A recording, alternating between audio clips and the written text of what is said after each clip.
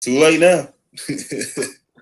You are live. Shalom, Israel. Shalom, Israel. If you haven't hit that like, share, and subscribe button, please do that.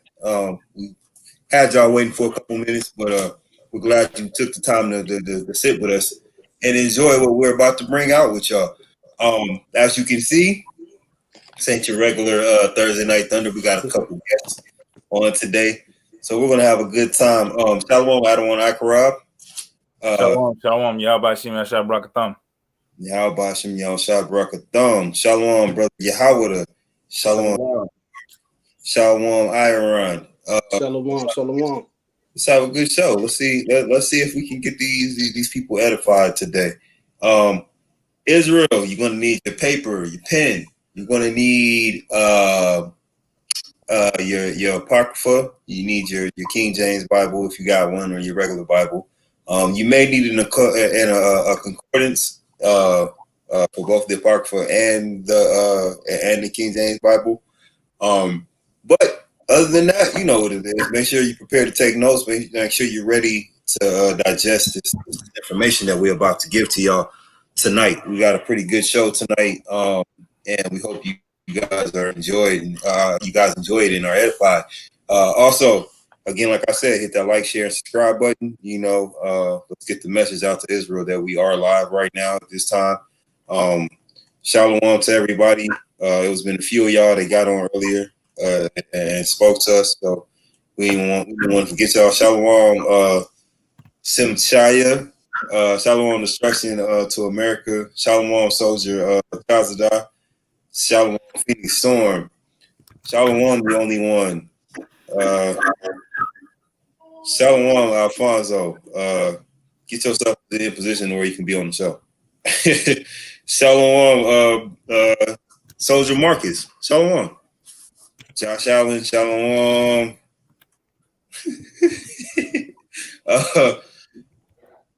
Shalom, JT. Shalom, Yakanan. Shalom, Yaniv. Shalom, Jamal. Shalom, Tanika. Shalom, Elroy. All right, so I think that pretty much covers everybody. Shalom. If I missed anybody, shalom, brother Barnabas. Glad you made it, but didn't you tell me you was about to work on the video? No, I'm just playing. Thank you for making it. We appreciate all of y'all. So with that, after I done gave all the introductions, I done spoke to all y'all. We're gonna turn it over to Adon Akarab so he can bring out the things that he wants before we really get into deep on this Northern Kingdom Part 2. So Adon Akarab, you have the floor. Appreciate it. First and foremost, look, y'all honor, glory, and praise to Yahweh Bashim Yahushua. Hey, just like to tell you guys, this is the folly season. Welcome. This is the worst time of the year. We get on here. This is the time you got the family members who's not woken up to the truth, who goes to come out. They want to spend some time with their family. They got the sweaters with the lights on it, the reindeer, the ugly sweaters. You got the Christmas trees all lit up. You got the wreaths on the door. You got people walking around feeling all merry and feeling all good and talking about they in the Christmas spirit. But little do they know what that really means and how that's completely folly. Now, I'm not worried about what any other nation is doing. Like we said, we only care about our people. What other nations decide to do in their free time, that's on them. Good for them. But what we're trying to do in this camp, in this group, and what we're trying to do with our people is to wake them up to who they truly are. We try to let them know where they come from. We try to give them history. This is what TNT was created for, to take the time to break down some of these things. Because a lot of stuff, hashtag come to camp, you guys miss because you don't actually get to come to camp. So what you need to be able to do is get your ticket, fly on down here, and spend some time with us. Come to our place. Okay, come to camp. All right. If you can't do it, you watch the live with us. Sometimes you get it, sometimes you don't. Things happen out there. Batteries. That's all we can say. All right. So like it. The water big man for the donation. Hey, come feast with us when you got a chance. We appreciate that. That's right. That's right. We do appreciate it. We appreciate all the donations. And don't forget, since that was said, we do have a Patreon page. So if you'd like to donate to that page, you can. That way you can get more videos. See the different brothers that's on the screen right now? All these different Akim, they make personalized videos that they'll actually put out there that you can actually get a one-on-one. So instead of having to wait for Milk Mondays, TNT, and you're hoping to get your questions answered or even be asked, or you try to get some more information on the Sabbath when we be out there in the streets, you're more than welcome to get on the Patreon. There's different tiers for you to join in. You get the pictures, behind the scenes footages, different stuff like that. Same thing. And make sure you guys put that in the chat as well. Another thing is too, we do a podcast. All right. We got a podcast going on that with the podcast, we're trying to reach out to the four corners. And as a matter of fact, and I'll bring it out for you all so you all have some kind of understanding of what we're actually doing with the podcast. Right now, our podcast has been heard. Now I'm going to name the countries for you. All right. Because the brothers are doing the work. We're doing things. We're trying to make things happen. We have two brothers who's also in that group, who is also out of this country. We have one in Ghana, but Brother Bezalel, and Brother Marcus right now, who's in the UK. He's in Manchester. All right. But so far, we have the United States, of course, the UK, Ghana, Germany, Canada, Ireland, Australia, France, Sweden, Puerto Rico, Brazil, Bahrain, the DR, Mexico, Japan, Israel, Jamaica, Egypt, Grenada, Trinidad and Tobago, Netherlands, and last but not least, the Ukraine. So, how many countries is that? Then we have, shoot, you supposed to keep count. 1, 2, 3, 4, 5, 6, 7, 8, 9, 10, 11, 12, 13, 14, 15, 16, 17, 18, 19, 20, 21, 22. We're in 22 now. All right. So things is happening out there, Israel. But this is what we wanted to bring out because we have to wake our people up to what's really going on. And right now, our people are still lost in the sauce. Okay. They still plugged into the matrix. We got to get them unplugged. All right. All praise to Yahweh. He unplugged us and got us out so that now we can help spread this truth. Okay. Now, what I want to bring out is to let you guys know, because we're studious. We're sitting here and we're trying our best to teach you all. We tell you to have some notepad, pen and paper. You got different books. We keep trying to bring out the Apocryphal, but we also do other studies outside that is also beneficial for you all. So one of the other books I wanted to bring out that I wanted to share with you is this one right here that I'm going to bring out right quick. It's called The Holiday Hustle. All right. I'm there to be shown. Let me know if you can see it good. All right. You got a thumbs up from anybody? Y'all can see it on the screen, the chat. Y'all good? All right. Look at the author. This is who it is. So you guys will look it up for yourselves. Yeah, we go a little bit better. Sorry about that. Cool. Now, in this book, The Holiday Hustle, Controlling the Black Mind and Finances. This is from actually another brother who woke up. All right. That's what's awesome about it. So that now you can find this on Amazon. Look it up. He's actually brought us some information that will actually be able to help you for those who's waking, who want to try to explain some things to your family members instead of having to always go to YouTube. All right. Because sooner or later, the YouTube, when it shuts down, hey, we still got to be in them streets. We still got to teach. All right. You still got to have some ammunition. All right. So I wanted to show you guys, and I want to bring out something real quick because everyone talking about they want to be in the holiday spirit, but let's talk about these holidays. Let's talk about these folly days. Let's talk about this wickedness that's going on and where it really comes from. All right. So let's talk about the origin of Christmas. All right. I have the book. So my brothers don't have it, so I'm going to bring this out right quick. And I'm going to try to be as quick as I can. All right. The original Christmas goes back to the ancient Babylon. It was always believed that the son of Iris, Egyptian name for the Queen of Heaven, was born December 25th, not Christ. Semiramis also bore the title of Queen of Heaven. She was Nimrod's mother. All right. Semiramis was exalted into one of the most famous women since the flood. She was Cush's wife during the time of the Tower of Babel, and also the mother of Nimrod. After Cush was disgraced, subtle Semiramis didn't want to go down with him, so to maintain her reputation, she did the unthinkable. She married her own son. All right. Nimrod married his mother Semiramis. There, after the death of Nimrod, his wife, mother, Semiramis promoted a doctrine of the living spirit of Nimrod. She claimed a full green tree, an evergreen tree, sprang up overnight from a dead tree stump, which symbolized and represented the springing forth into new life of the dead king Nimrod.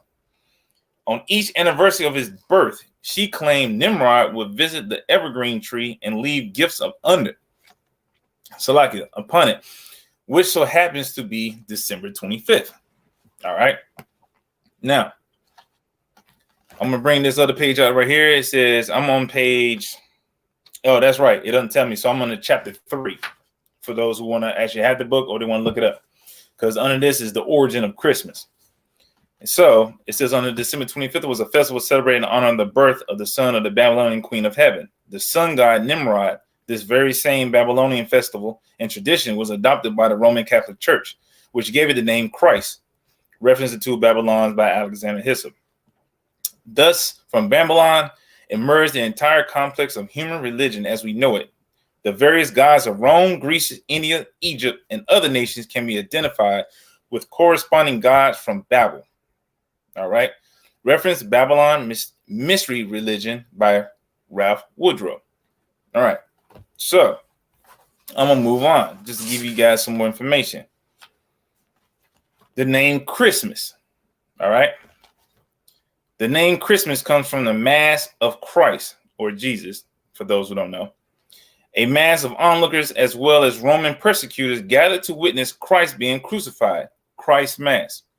Today, the Roman Catholic Church adopted the name and incorporated it with their Mass service, which is sometimes called communion or Eucharist. Is where Christians remember that Jesus died for the Israelites. Yes, that is in the book. It says Israelites. I even had to circle it myself. And then had risen again. The Christ Mass service was the only one that was allowed to take place after sunset, and service was the only that was allowed to take place after sunset and before sunrise the next day. So people had it at midnight so we can get the name Christ Mass shortened to Christmas. Con, I was just about to ask you that. Is that's where we get Christmas from? Right.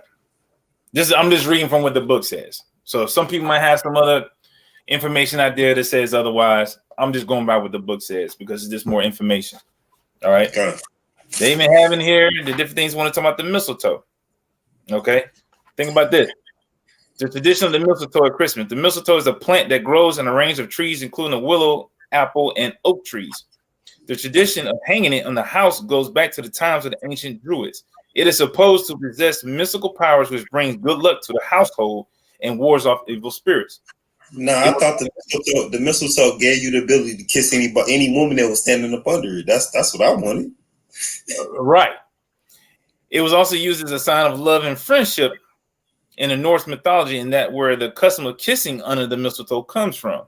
All right. The custom of kissing under mistletoe comes from England.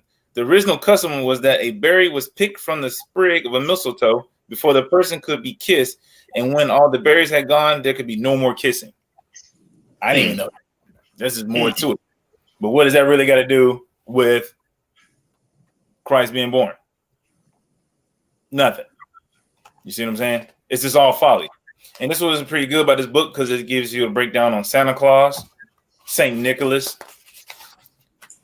It even goes into the reason, even the reason why you even have a red suit, the creation of the reindeer, and actually, even talking about the North Pole. Okay, so I just wanted to bring that out. The book is really good on that level for us that. So, as a matter of fact, because we are all about this wickedness and calling it out, can you please bring that out? That I ask of you. In the book of Jeremiah, chapter 10, verse 1, please, through 5. Count out of 1. This is the book of Jeremiah, chapter 10, and verse 1. It reads, Hear ye the word which Yahweh speaketh unto you, O house of Israel. Thus saith Yahweh, learn not the way of the heathen, and be not dismayed at the signs of heaven, for the heathen are dismayed at them. For the customs of the people are vain. For one cutteth a tree out of the forest, the work of the hands of the workmen, with the axe.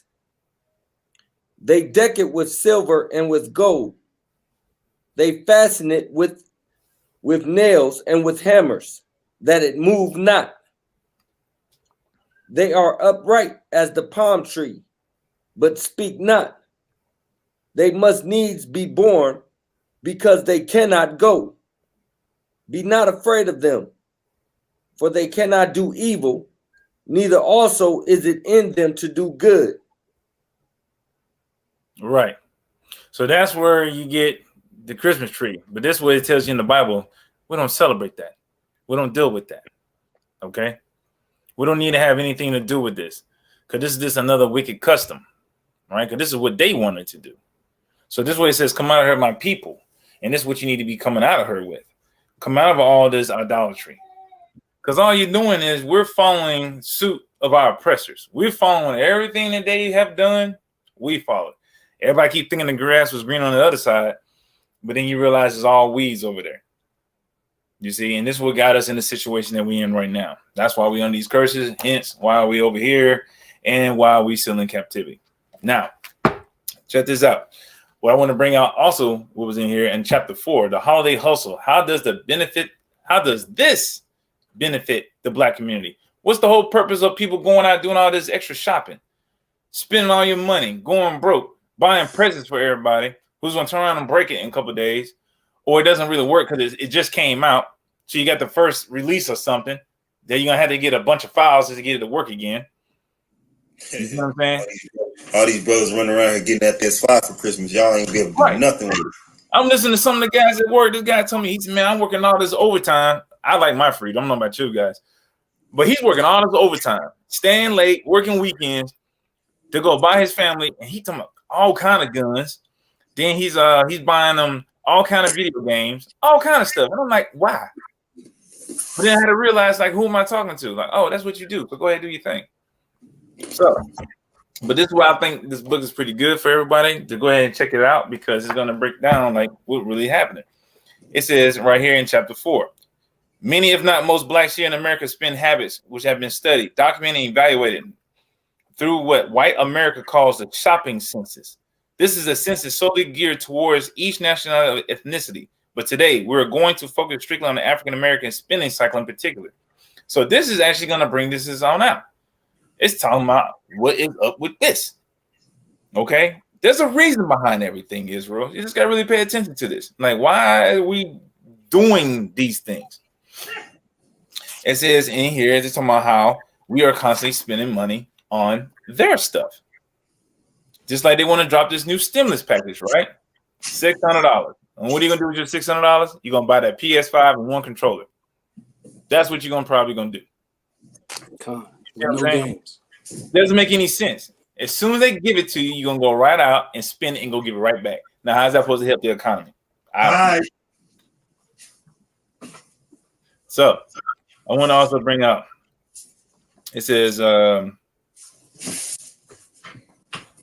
you read in here, it says, could it be that we are the children of Israel that the Bible speaks about so fervently? And we are still to this day living out the curses of our forefathers and mothers for breaking the laws of righteousness and obedience in the past. Let's examine these particular scriptures that are found in the Bible and ask yourselves, who else does this fit? Because this is true. Who these fit? It says right here, the Blacks says, therefore, shout out. You can get, that's Deuteronomy 28 and 48. I'll just read it. Therefore, shalt thou serve thine enemies, which the Lord shall send against thee, in hunger and in thirst and in nakedness and in want of all things, right? So let's see. Nakedness. This is in the book. Nordstrom. These are the malls you go into, right? Salakia, one. Yeah. Salakia. Hey, Soldier Rod wants to know what's the name of that book again? The Holiday Hustle. You get on Amazon. All right. Huh. So under nakedness, he even showing you in here Nordstrom. Hell, you can probably put in Belk and all the rest of the people, Macy's, everybody else. So this is what you're doing. Then you get in Hunger, Whole Foods, Food Line, for example. And look who owns them. It ain't us, as we keep telling people street. We don't own them. All right. Breaks it down again. In Thirst. These are the people who own Deer Park Water. And these are the ones who own the was it Aquafina? I guess it's Caleb Bradham and Henry Nestle. That's in the book. Slide on over to the side. Who owns Walmart? Sam Walton. That's where you gonna get all your food and stuff from. Well, hell, you get everything out of Walmart now. And then it says in verse 44, he shall lend to thee, and thou shalt not lend to him. Citibank. These are different banks that we got to go to all the time. So this is why this book is pretty good, because it's got Wells Fargo, who owned Wells Fargo, who actually did it, who was in charge. The book is pretty thorough, and then it goes right into the Rothschilds. That right there alone, how many banks they own is ridiculous. Disapprove to you. It says right here in their book, it says a lot of people are finally waking up to realize that 99% of the Earth's population is controlled by 1% elite. But what many do not realize is even that the 1% is controlled by the Rothschild. It says these are here. It is unquestionable fact that Rothschild family is the most powerful bloodline on Earth, and the estimated wealth is somewhere around 500 trillion. So just in case some social black conscious individual would like to argue the fact that who owns the money and loans to all individual black banks throughout the cities of the U.S., think again. And yes, that includes Africa as well. Here is just a partial list of the Rothschilds owned and controlled banks. And I want to show y'all this, okay? This is one page right here, right? This is the page I'm pointing to. That's one list of banks. This is the partial list. This is what the guy studied on. This is the next list. 2 pages. I am turning the page again. 2 more pages. Just name all the banks. Finding the last page. Okay. So I just wanted to show you guys about this particular book right here. Okay. The Holiday Hustle.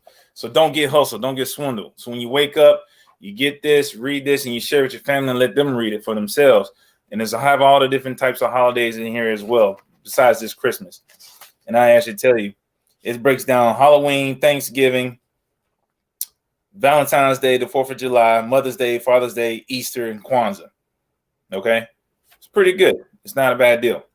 So what I also want to tie into this is about the Native Americans. All right?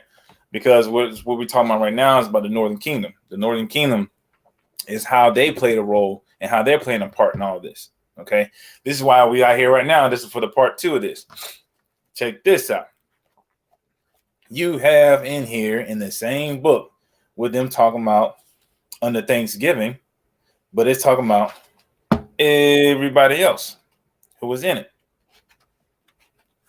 And then when you get in here into it, it's lucky because I pulled my pencil out on where I was. It also breaks down the alcohol. Yes. Well, I can add one to your point. Allegedly, also the Rothschilds, they own the central banking system in all but 3 countries in the entire world. Yep. All but 3 countries. Now that's 150 countries in the entire world. Mm-hmm. So 147 of those countries, they own the central banking system. Yeah, they own everything. They own everything.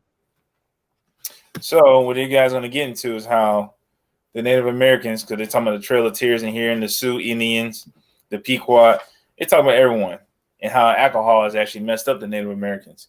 All right. So, and with that being said, this is why we're going to talk about, because some people don't believe that the Native Americans are part of the 10 tribes of Israel. Well, again, Salakia.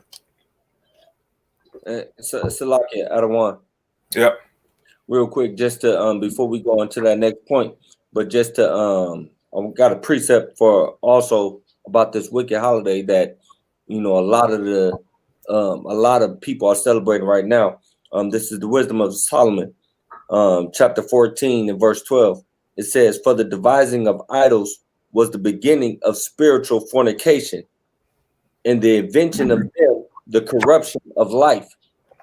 And so, you know, a lot of, you know, our brothers, our sisters who not in the truth yet, who are still out here celebrating this holiday, are completely unaware that what they are doing, they are actually joining in with idol worship. No matter how they try to paint the picture, no matter how much they try to say, "Oh, well, we're celebrating the birth of Christ." My own mama would be the one of the main ones talking about, remember the reason for the season. I'm like, first of all, the Messiah was never the reason for the season. And that brings me to the book of Hosea, chapter 4 and verse 6. It says, "My people are destroyed for lack of knowledge." That's right. Because thou hast rejected knowledge, I will also reject thee. Right? Our people, they don't want to hear the truth. When we come at them with the truth of what the scriptures actually say, they say, "Oh, it's nothing wrong with it. You doing too much." They reject the knowledge when it gets brought to them. You know, Right. and like I said, case in point, I use my own situation for example. You know, no matter how much, you know, I tried to preach to my mama and tell her, "Yo, this is wicked." Show her Jeremiah chapter 10 and run it down to her. You know, tell her about how this where this holiday originated from. She didn't want to hear it. They want to put on them little ugly sweaters and, you know, have their little kumbayas in front of the Christmas tree, you know, and get underneath their mistletoe. They reject knowledge. Right. I yield, Adawan. And that's what's awesome about it, because no matter what we seem to say and do, you're going to be fighting an uphill battle. Unless the Most High woke them up, they're not going to understand. They're going to resist. They're going to fight you. They're going to come up and say, "Well, we're doing it for the kids. We're doing this because it's what's it really going to hurt anybody? We just do this." Well, I guess Deuteronomy 28 and 15 through 68 must not mean anything to them. Some people must really believe that we're not in captivity. Most people believe that we're not on punishment right now. All right. But hey, that's what happens though, right? We so caught up in the season for whatever. I really feel like celebrating Easter right now and going buying Easter eggs for an Easter bunny. How does that make any sense? How do you explain it to your kids? You're just lying. You see what I'm saying? It's like, "Dad, why we got eggs and does the bunny lay eggs?" Explain that. No, son. The bunny doesn't lay eggs. Well, Dad. Well, if he doesn't lay eggs, then why are we celebrating it? Because Right. that's what the Pope said. Let's do what the Pope said. And that's the day you decided to wear your best clothes, your Easter outfit. You see what I'm saying? And it's like, It's a lot. Adawan. To your point, like even with Christmas, you literally taking your kids to the mall to sit in a stranger's lap. The weirdest thing I ever seen in my life. okay. And you wonder what they keep crying. And take pictures with a stranger is the weirdest thing I ever seen in my life. A pedophilic Edomite, and you don't even. What kind of man wants a bunch of kids sitting on his lap, just random ass kids? Right. 8 hours all a day long. 8 hours a day. Random kids sitting on his lap. Like, come on, man. Sit right here, Billy. Like, nah, bro. Nah, bro. Salakia. Yeah. Also, to y'all's point, one, you can't spell. You take the same letters that you spell Santa with, you get Satan. That's right. Literally, that's one. Celebrate. Two, when you also go into that book that's referenced in the book that you just brought out, the two Babylons from Alexander Hislop, when it talks about Semiramis, it goes deeper into that actual legend. It talks about Semiramis and Nimrod actually having a son named Tammuz, who ended up getting killed by a wild hog, and his blood was slain. When he got slain by the wild hog, his blood splattered on back then what was a pine tree in that part of the world, and they took that and readapted. Sorry, adapted. Kind of that and into the actual evergreen tree, which is the Christmas tree that you see today. Right. That's why Jeremiah 10, it says that they have to fasten it down with hammers and nails. Y'all get the plastic one from Walmart every year, just trying to mimic that same thing. But I got a precept that also ties into that. It's in Ezekiel 8 and 14. It says, then he, I'll start at 13. It says, he said also unto me, turn thee yet again, and thou shalt see greater abominations that they do. Then he brought me to the door of the gate of the Lord's house, which was towards the north. So the Lord's house, typically talking about Israel, because he's the God of Israel and no one else. So we looking towards the north pole, and behold, there sat women weeping for Tammuz. This is the only place in the Bible that Tammuz is mentioned. So Yep. what's so significant about Tammuz? Ezekiel was already seeing this prophecy unfold, but he could only relate it to what was going on in his day because he lived during the Babylonian captivity. Mm-hmm. Bring it up. I yield. Right. Hold on, Salaki. I knew that would be true. That also could be also talking about the land of the north, because you have to think, since we in the land of the north, that's one of the most popular holidays. Been one of the most popular holidays since the 1800s. Right. Hey, you know what? Someone just brought out Chill Will. He said that's the only time Esau can break into your house and not get shot. You know what? I always gotta question this because I tested it one day, right? I said I'm gonna get him good. Because then I asked my mama, how did Santa come and bring all these gifts and we don't have no chimney?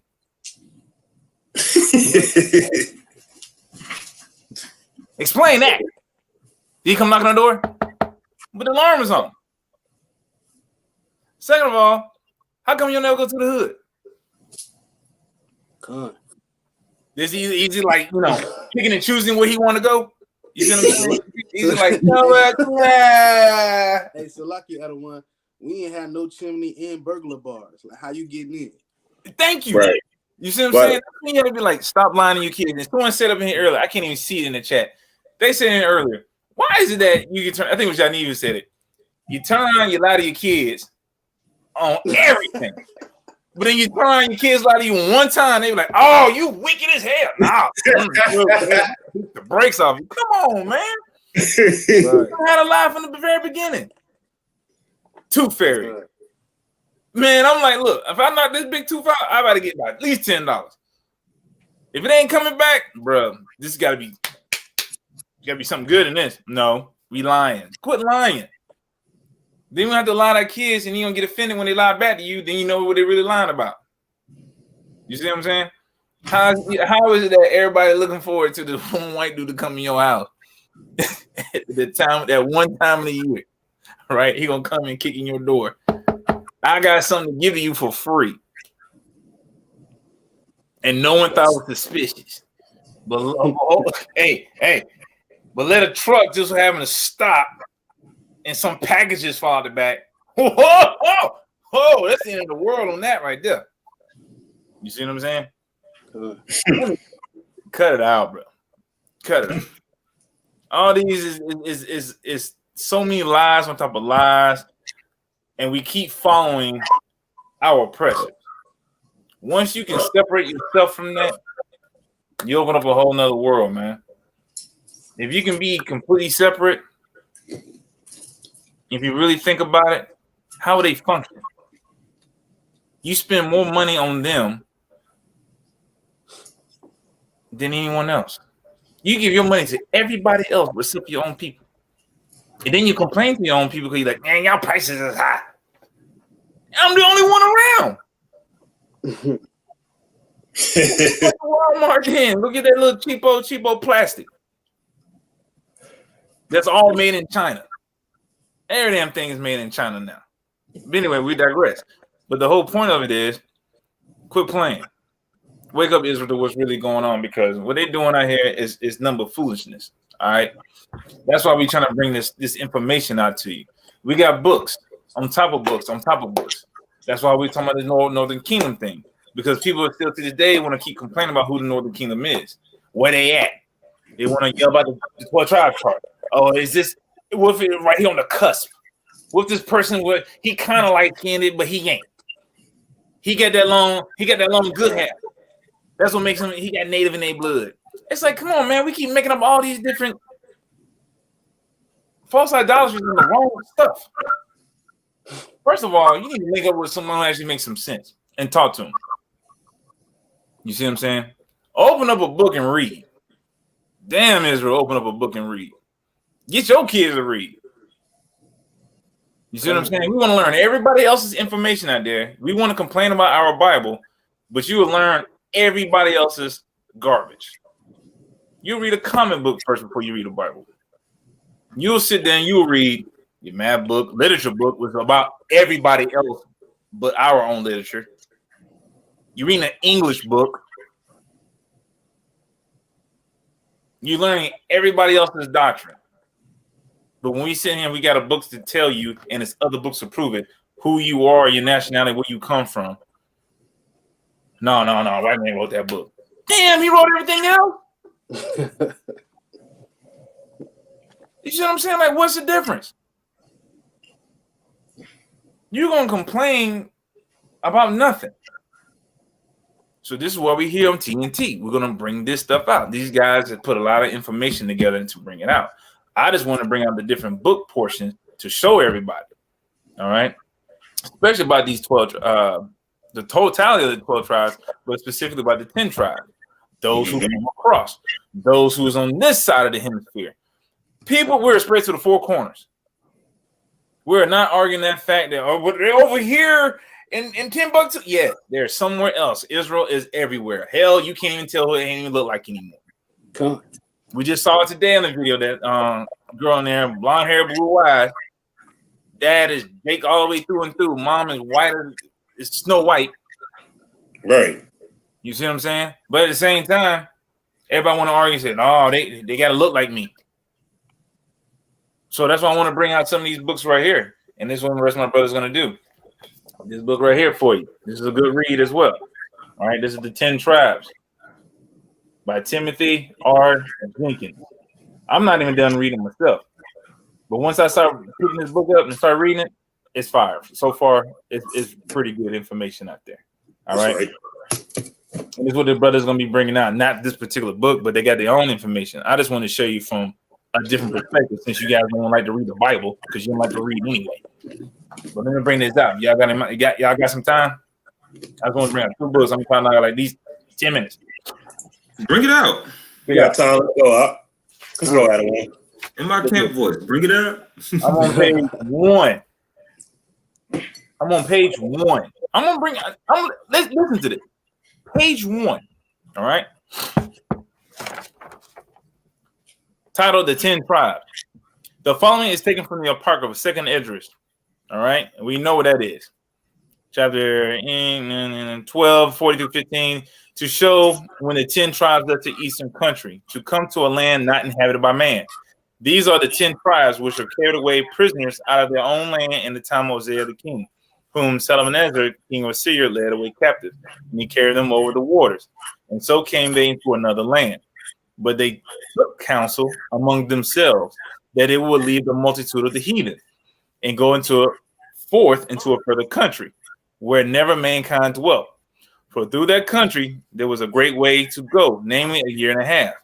And the same region is called adversary. Now, what are we to learn from the foregoing history? First, we are taught they understood the geography of the country and the distance they must travel in order to get to this land where no man dwelt. And second, that there was no country in the east, but what was or more or less inhabited by man, and consequently America was the only country at that time known that was not inhabited. That's the first page of this book. All right. Before I even tell you when the book was written, I want you to check this out. This is the North American Indian. I'm on page 2. Mm-hmm. Check this. Let me find. In the next place, I find them of the like continents, and the children of so lively resemblance that a man would think himself in this place or Berry Street, London, where he seemed them. But this is not all. They agree in rights. They reckon by moons, They offer their first fruit. They have a kind of Feast of Tabernacles. Mm-hmm. They are said to lay their altar upon 12 stones. Mm-hmm. Their mourning, a year, customs of women, and many other things that do not now occur because they've been destroyed too. Wow, this is still the second page. Moving on down. More information. It says right here.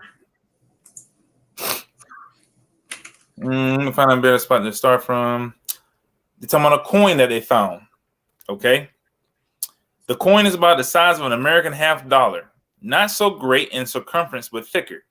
On one side is represented a censer with smoking incense with a Hebrew inscription, the Jewish shekel, right? On the other also is a Hebrew inscription, the Holy Jerusalem. They found that here in America. On them. With a representation of an olive tree. Or perhaps a palm tree, but we know it's an olive tree. The original piece is found in possession of Dr. Duffel in Detroit. It is not more than possible that this shekel of Israel was lost by Indians, and is not other evident that they are the descendants of the 10 tribes. Here follows the remarks of his friend. This is someone else who was with him when he found this coin. The relic is plainly Israelitish. The facsimile represents accurately the silver shekel of Israel. It was worth 50 cents of our money. Our silver $50 is nearly a half ounce.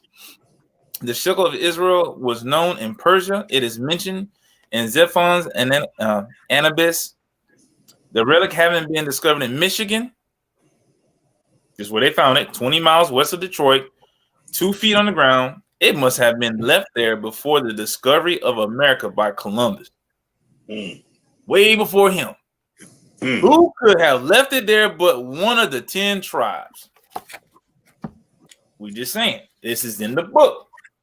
Pick it up and read, Israel. That's all we got to do, right? Give you something else that's pretty hot.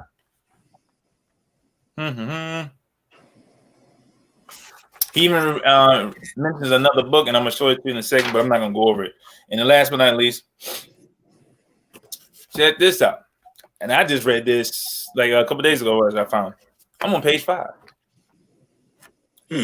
He's talking about when they're coming down, when you start to come down from the northern parts of North America and you start to come further south. Okay. Oh, okay. It's going to give you more information on the names of everything. Check this out. I thought it was pretty interesting. When we come further south, the names of rivers are more clearly Hebrew. Great Garden is derivative from a god, and Gin Garden, Ohio, is Jehovah, pronounced without the points. Akokoa, I can't even say this other word, is the same name. The old name was Ohiopo, which means Little Ohio. The Potawatomi Indians called the Mississippi Mishhapopawa, which is plainly derivative from Mesa, Moses, as we say Moshe, and Pawa, which is father, which literally means Father Moses. And we call it the Father of Waters. So, Laki, who? Father who? It means what? Father Moses. That's basically what Mississippi is when it's translated. And Kanawa is Gana Abba, which is father.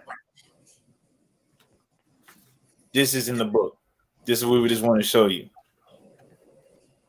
So this is why, just to show you some information about who these people are. It says now, I'm on page 6, and I'm just jumping down to the middle of the page to read some things for you as well. Check this out. It says, it may be said that Chile is South America. Very true. But let it be remembered on our side that Hebrew immigrants had been in America 500 years before Christ. And of course, the Mexicans are descendants of Hebrews. Oh, look at that. Wait a minute. So you mean to tell me all those Negro only Israelites, they missed this? Like, you missed this? Yeah. All those darkies. That's Right. what they say they are, right? It says, if it be true that the Chileans, they are as well. It's in the book. Check it out. I'm going down. It says, Judge Breckinridge, who's the secretary of legation to Mexico, told the writer that the language of the Mexicans was a very jingling language, a great many consonants and few vowels. I'm just reading it. It says, in that it resembles the language of the Tartars. Their uses indicate the same thing. First, they have a long festival in spring, the time of the year the Jews kept their Passover. Second, many of the Indians, especially those of the Western Pennsylvania 70 years ago, did not eat of the sinew and the shrimp. That's also in our Bible customs. They make a tent and enter that tent to purify themselves. It's in the book. And people want to say, oh, okay, you know, this stuff is kind of like we're off because we're in the streets trying to tell our people, hey, we got information. We're reading the Bible. It's a great history book. And they're like, that's just fables. It's fairy tales, right? That's what we keep hearing. How is that? When it's history. When everyone else, when you go to archaeologists and stuff and they trying to find stuff, they use the Bible as a reference. They say, hey, something was over here because it has the closest thing to say what something is pinpointed. All right. Same thing. So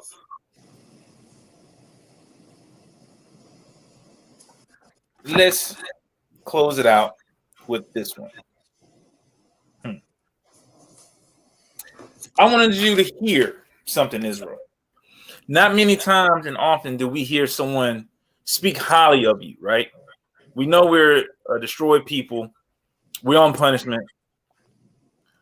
We go through a lot of things. We always try to find out who fit the curses, who's going through, who's not, right? That's what we're trying to do. But I just want to give you something, and I'm gonna leave you guys alone, let you guys run the show. Thanks again for having me on. But I want you guys to hear this, okay? I want to read this part to you. And this is the part you need to let the rest of your people hear, your family. Someone who's going to actually push this up for you.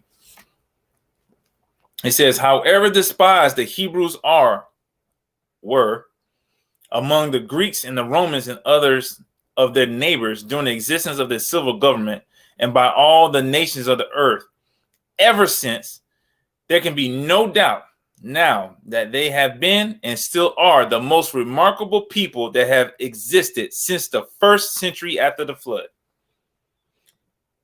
They said it, not us. Reading on. It does not appear from their history and from the Holy Scripture that the great governor of the universe, in his infinite wisdom and mercy to our fallen race, did select this nation from all the nations of the earth as his peculiar people. He said that. I'm going to bring it down to the good stuff. Skipping down. This people was also a living example to the world of the dealings of the divine providence towards the workmanship of his hands by rewarding their obedience in a very extraordinary manner and pushing their willful transgressions in a most exemplary manner. Though he often declared them his peculiar, his chosen, his elect people, nay, that he esteemed them as his apple of his eye for the sake of his servants Abraham, Isaac, and Jacob, their progenitors. Yet he has fully shown to the world that whoever dear a people might be to him as their governing king or by adoption, that no external situation or special circumstance will ever lead him to continence sin or leave it unpunished without a suitable atonement and deep repentance. Because these people are awesome. It's talking about you, Israel. It says, not only to hand down to mankind at large the great doctrine of unity of his divine nature with the principles of the workmanship due to him by intelligent people, the universal depravity of man by the fall of Adam, with the blessed means and restoration of the favor of God by the shedding of blood, without which there could be no forgiveness of sin, but that also through them the means and manner of atonement of the sin by the promised Messiah, who was to be sent into our world in the fullness of his time for this invaluable purpose, and who was to be a divine person and literally become a desire of all nations, should be propagated and made known to all mankind, preparatory to his coming in the flesh, and afterwards this people should be supported, improved in all ages of the world by means of the miraculous preservation against all the experiences of other nations. For while dispersed through the world without a spot of land they could properly call their own, and despised and persecuted in every part of it, yet they have continued a separate people, known by the continences, while the enemies and conquerors have wasted away and are, as it were, lost from the earth in fulfillment of the declaration of their prophets, inspired by God to the astonishment of all nations. All right. That's why I just wanted to bring this out. Go get this book and read. All right. That's all you got to do, Israel. And the other book is this one, A Star in the West. All right. Here you go. That's the name. Take that, get your book, and read. A lot of information about the 10 tribes in here. And what I wanted to show you was, because y'all think we just make this stuff up, right? This book was written by Timothy R. Jenkins, what I just finished reading, right? He was born in 1821. This was originally published in 1883. This is what he was saying about us. He knows who we are. That's why they're doing this study. 1883, this one was published. And we in the street saying the exact same thing, and no one want to hear us. But there's books out there telling you exactly who you are, how much love you have, and how you should be respected above all people. Be separate. Get away from these folly days. And now the brother's going to bring out some more information. That's my time. I just wanted to share that and open it up to you all. I appreciate it. Thanks for letting me come on here and bring this out, because that's what I'm trying to do, is to tell Israel, pick up a book and read.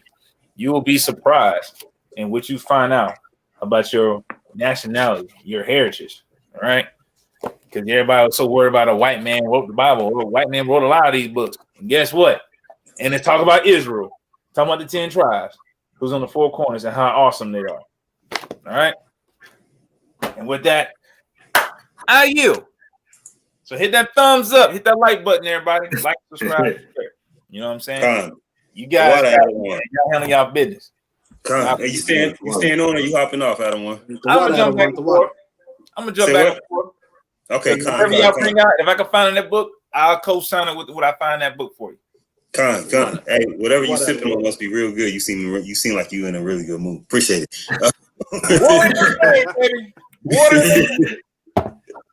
All right. So hey, Israel, let's get to it. Let's get to work, man. We gotta as Judah, Benjamin, and Levi. We also have to. We got to get to the point where we understand exactly who we're dealing with and what we're dealing with. Like, we got a lot of Negro only Israelites out there. We even got Latino only Israelites now. So we have to, being leaders. Yeah, we got Latino only. Yeah.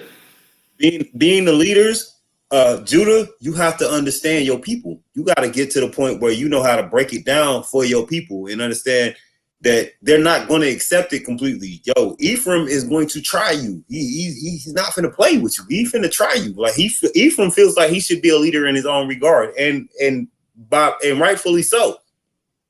He should feel like that. Ephraim led the northern kingdom. He's supposed to feel like a king and like he's in charge. That's it. He's supposed to. He leads the northern kingdom. All right. So with that being said, let's just get into some of these things. Yahweh, to go to Deuteronomy 28 for me real quick. And give me, let's see, where we want to start. Start at 20. Come. This is the book of Deuteronomy, chapter 28, and verse 20. Yahweh shall send upon thee cursing, vexation, and rebuke in all that thou settest thine hand unto for to do.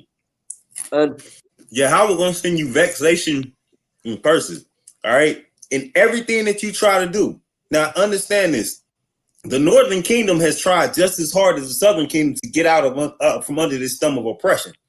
From the beginning up until now, they haven't just sat back and like, yeah, well, thanks for giving me that giant statue of illegitimate Christ. They have fought tooth and nail.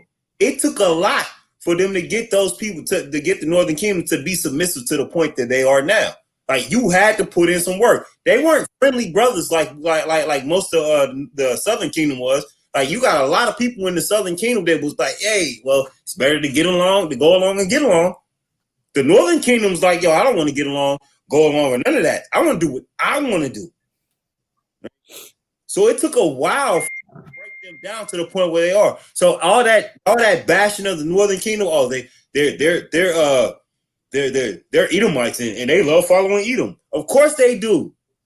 They didn't have the same programming we had, plus another 200 years worth, if you want to be technical. They got what you got before you got it. And we're going to bring that out tonight. We're going to make sure that y'all understand that. Northern Kingdom was put into slavery before the Southern Kingdom was. When they came over here to America, you got to understand, the transatlantic slave trade was a triangle. That means people were being acquired in all three spots and moved. It wasn't just they was buying goods at one spot. They was buying slaves at every spot. So when they first got here, you think Christopher Columbus was like, yo, I got my slaves. I'm going to just take my slaves back with me. Or did he acquire more people? The water, Caleb, for your donation. The water. We appreciate you. They acquired more people, and through the Spirit, we're going to be able to show y'all how Esau knew, hey, man, we acquired them, the Northern Kingdom. You got to do certain things to get them to want to work. The Northern Kingdom was more resilient than the Southern Kingdom at certain points in history. If you took the Northern Kingdom in the captivity and took them over to England, and they would just sit there and look at you like, I don't know why you got me here, but unless you give me something to drink and to chill with, I'm not doing nothing. Matter of fact, I'm going to cut my own fucking throat and let you deal with that. And I'm not doing nothing.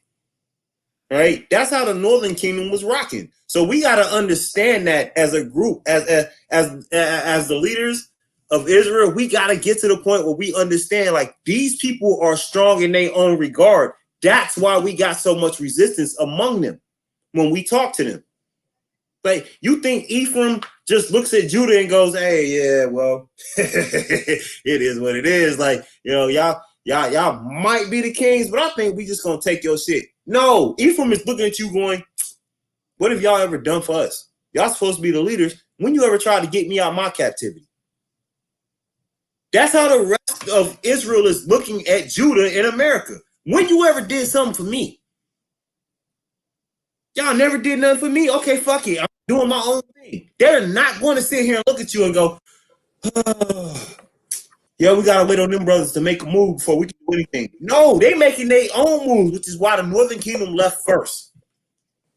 They making their own moves. All right? Give me, keep reading, Yahweh. Khan. Until thou be destroyed, and until thou perish quickly. Because so like you, until thou be destroyed, until thou perish quickly. Do you understand what the Northern Kingdom had to go through? They got destroyed. Destroyed. Look at the Native American population and the Latino population in Texas. Just look at them, that one area right there by itself. They got their butts handed to them. You got part of their population that got disseminated in the Texas-Mexican War. That means just literally just whatever we can do to destroy you, that's what we're going to do. We're going to kill you in ways we never even thought about being able to kill you, just because we want to be able to do it. Y'all want to remember the Alamo? All right, well, ask the Northern Kingdom how they remember the Alamo. See if that story ain't completely different. Not only that, as you break down the curses, it's kind of hard to break down these curses and not and to go, well, yeah, Latinos didn't have to suffer this. They didn't have to deal with it. When you look at these curses, some of these curses might not directly apply to Judah. So then you got to ask, where did these curses go? That's right. You got to look at it for what it is. That's Northern Kingdom curse. Judah was, and that's the other part y'all got to understand. When we talk about this, we're not talking about the Northern Kingdom like we're talking about the Spaniards that came. We are literally talking about the Afro Latinos, and we're talking about the indigenous population, because that's something you have to understand. Those are two separate groups, and then there's a third group that goes behind it. First, you're going to have the indigenous population that was already there. That's the Northern Kingdom that came and was here before Judah got here. Then you're going to have the slaves that were brought in. That's Judah, Benjamin, and Levi. That's your Afro Latinos by description. Those are the ones that were brought in by both. But the indigenous population was already here. They was already dealing with the curses.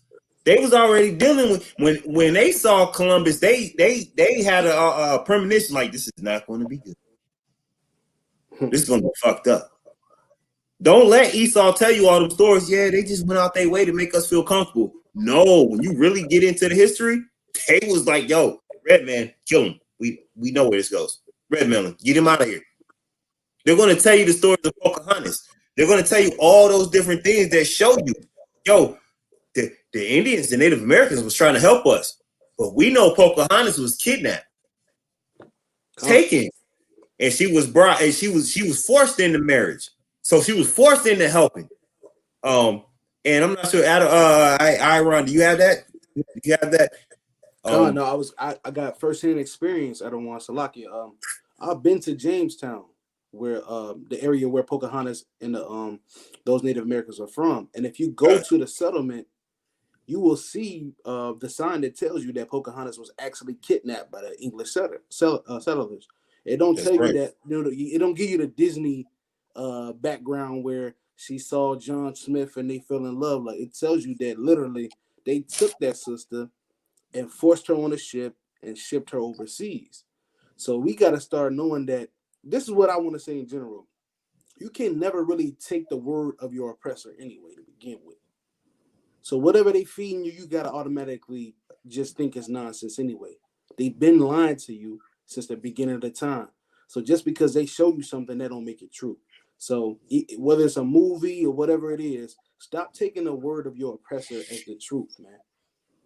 Like, just be logical about that. These people not telling you the truth. They got our kids going to school thinking that the Native Americans never suffered. That's another reason why we grow up thinking that these are not our brothers, because they make them a total different entity of people. They tell you they didn't suffer. Like I was telling Adawan Akarab and some of the brothers the other day, I went to go get some footage at a plantation before, and the lady, it was a family of Edomites that owned the plantation currently. They said Native Americans had all that land. It was like 300 plus acres. And they said, oh, when the English settlers came, the Native Americans was like, you know what? Let's just move out of here. We don't want to have any trouble. Who is finna give up where they live just because somebody else came up there and be like, you know what? They seem cool. Let's just ride out. Like, come on. Like, that's what they teaching the kids. Even in the history books now in schools, they literally teaching. They don't even teach the kids about the Trail of Tears or anything like that. They just make it seem like the Native Americans just got up and say, you know what? Edomites are here now. Let's let them have our space. We'll go on these reservations where we'll be in poverty and living dang near homeless. I remember watching a video on Native Americans when I was in school. They had certain Native Americans they couldn't afford liquor. They was literally drinking liquid Lysol. The brothers was drinking Lysol because they were so mentally scarred. They didn't, and then they couldn't afford liquor. They was drinking Lysol. I watched that when I was in my freshman year in high school. That's crazy. That brothers was literally drinking Lysol to get drunk just to escape the pain and everything that they had endured in their lifetime. Like, so people talking about that, these ain't our brothers and they ain't experiencing the curses. Man, you gotta be out of your mind. These brothers was enduring it almost before we was enduring it. And like the Adawan was saying, they looking at Judah like, when you gonna get riled up? When you gonna rise up? because everybody looking for us because we got that what's that Rodney King spirit? Can we all just get along spirit, man? I'm cool, I'm chilling. You know what I'm saying? They don't sick they don't sick the German shepherds on us no more. Put the fire hose on us. You know what I'm saying? Go ahead, Adam. Okay, hey, y'all are Yahweh, give me Judas like a crouching lion. And go ahead. You said Slacky, so go ahead. Con, I was just gonna say that, I mean, that's facts, because my daughter, she's 13, had no history on this. I had her go back and do the research herself on the whole Trail of Tears, because she didn't know. They don't teach that in these schools anymore. They're not teaching how these people came over and just totally slaughtered a nation of people. They don't teach them that.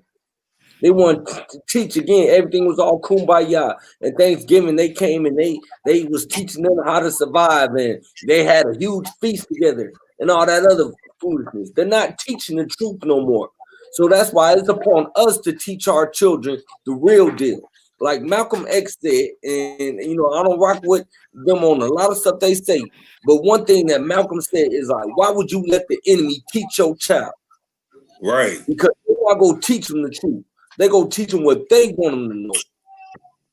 So it's on us to make sure that we are teaching our kids, our children, our sons, our daughters, how they're supposed to live, the truth about the nation that we are currently in, why we over here, etc., etc. Right. The water for that. Hold on, Salaki. I got your precept at 1:9, but that Genesis 49:9. But to your point, I got another precept for that. It says, hold on.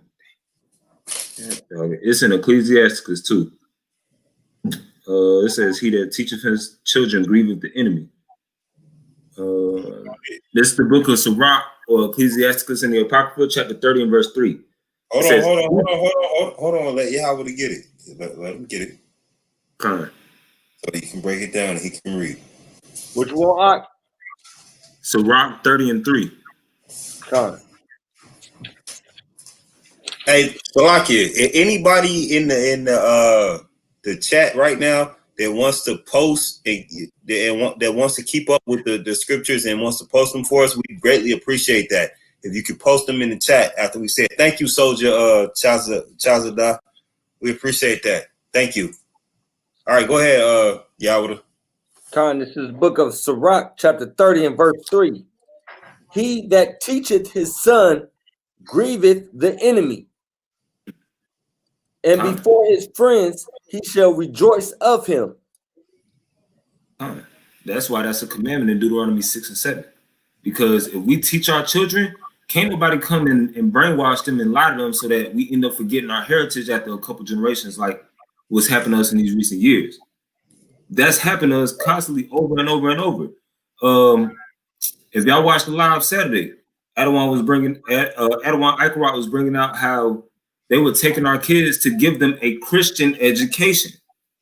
Why would they be taking our kids in the day when we actually know who we are? If that's not a hindrance to what they were actually trying to do to us. Like, you see what I'm saying? So that's the Most High didn't leave anything. He didn't tell us anything just for no reason. Everything that he told us was because of something that he already knew was going to happen. We just didn't listen. But I got Genesis 49:9 for you. You need it? Yeah, go ahead. This is the book of Genesis, chapter 49 and 9. It says, Judah is a lion's whelp. From the prey, my son, thou art gone up. He stooped down, he couched as a lion, and as an old lion, who shall rouse him up? Now I understand something. Go back to the top. Judah is a lion's whelp. Go on. From the prey, my son, thou art gone up. Now listen. Judah has a special position. Judah ain't just, you know what I'm saying, Judah ain't just your average tribe. He ain't just your average person. Like Judah by saying Judah is a lion's whelp, that's a commandment for Judah. You have to understand that Judah is in leadership. All right. Judah is part of the most powerful animal in the jungle. That's what you're being likened to. If you know anything about the lion, no other animal is hunting the lion. No, you can't find another animal that is going to hunt the lion. To do so would mean death. Not just because the lion is powerful, but because the lion travels in a pack. So to get one, you got to fight them all. That's you, Israel, in a nutshell. You have to get to the point where you know you're that lion, especially if you Judah. You're that lion. Your job is to be more powerful than your opposition. Well, I'm going to tell y'all something. The Northern Kingdom, at certain points in history, has proven to be that lion more than Judah has. They put up more of a resistance than you did. They were able to say, yo, this is my fucking land. I'm going to do what I want to do. I'm going to fight you. Yeah, I got to deal with the Olmecs. I got to deal with all of them. But I'm still going to fight you. All right? The Northern Kingdom was not something to play with. There's still not nothing to play with to this day. Why do you think they have so... America spends a lot of time in Central and South America destroying their democracy. Literally, they post coups all the time in Central and South America. Because if they ever let them people control their own destiny, what's going to happen? You know what's going to happen. The first thing that's going to happen is Judah's going to look at them and go, I want that same freedom. I want to do what I want to do. And then when Judah does it, it's over with. It's done. It's done. So Esau understands that he has to oppress every part of all of the 12 tribes. Because if one shows Judah, hey, yo, this is possible, it's over when Judah does it. It's over with. That's right. The black American in America decides, hey, yo, I'm not taking this no more. I'm going, hey, the police pull me over, I'm doing whatever I got to do. The minute that happens, it's over with. The world changes, man. And you can thank the Northern Kingdom for being able to understand this. Judah is a leader because Judah has to lead by example. Judah has to do what it has to do to survive. The Northern Kingdom and Ephraim and all that, they're watching from the sideline like, yo, you don't see this shit happening? Do something. They're encouraging you to do something. They're telling you, you don't, like Judah does not get this about the Northern Kingdom. The Northern Kingdom is walking all the way up to the door and saying, I'm going to whoop your ass. But guess what they're not doing? They're not whooping your ass. They're waiting for Judah to step in and say, yo, it's time to whoop their ass. That's right. Giving further credence to what the Most High set for us. There is a hierarchy in the kingdom. There is something that you all got to look forward to. Hey, this is my job. I got to do this. I got to set the rules. I got to set the boundaries. That's my job. Everybody has to get to that point where they understand that. If you don't want to do that, bow out right now. Just go ahead and tell the Most High, yo, this ain't for me. I might be a 2/3. Let me just do what I got to do over here on the 2/3 side. Because it's over with for any brother that wants to be in the kingdom and don't want to do this work. You want to step up? You don't want to say nothing? It's over with for you. The Most High is going to deal with you, and the rest of us are going to sit back and watch you like, yo, that's just what happened. Most High wanted that for you. Judah, you ain't got no more excuses. Levi, you got no more excuses. Benjamin, you got no more excuses. You're the leader. Step up. Come on. All right. Salaki, Oh. it's like when you what we got to realize when it comes to the Northern Kingdom, we got some mighty warriors in the Northern Kingdom. Tell them again. But they looking, it's like when it comes to Judah, they looking at us like we that brother that can fight real good, right? We might be the strongest, most prolific fighters. They looking at us like, I'm ready to ride whenever you ready to ride, but until you bust a move, I'm not gonna bust a move because you really about that life. Like when you kick it off, I know it's going down for real. But like I said, we got that can we all just get along spirit. So brothers is being hesitant. It's hard for other brothers who really prepared and ready to go and throw down to be like, let me kick it off first, because they looking at us for the advice. Is it time now? Can we go now? Should we do it now? But we don't know. I mean, only one Edomite told me I was an N-word, you know what I'm saying? Or only one, you know what I'm saying? Like we find excuses to be like soft, effeminate, punks. Just like we really find excuses to not really be about this work in so many different ways, shapes, and forms. So the rest of the Northern Kingdom, who really, when you really do your research, these is real warriors we dealing with. They down, they ready to go. Now we all know if you dealing with a Northern Kingdom brother or sister, they about that life, just like Jake is. But Jake has gotten rocked to sleep so much, Jake be forgetting that he about that life unless he attacking another Jake. Right. That's when he come out and show that he ruthless. But when it come to anybody else, then Jake gets off again. Like, well, you know what I'm saying? We only been oppressed forever, but you know, it ain't like that's how we do. Like we act stupid and we play dumb. You know what I'm saying? So the rest of the tribes is waiting for us to do something and stop being soft. Wake up and realize that you really got somebody else's foot on your neck. Right. Every day. Because the rest of the tribes is ready to help, but y'all don't want to help yourself. I yield with that. Go ahead, King. Yahweh, you got something to add to that? Lock it. I had the preset. I was just going to back off that. I mean, we quick to, you know what I'm saying, and part of my language, but niggas is quick to beef with, you know what I'm saying, our own.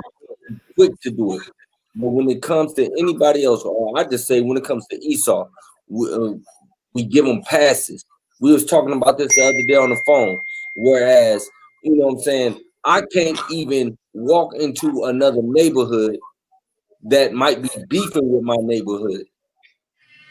You know, or even if it's not a neighborhood that's beefing with my neighborhood, just me not being from that neighborhood, me not being from that block, I can't just walk down that block and think that it's good.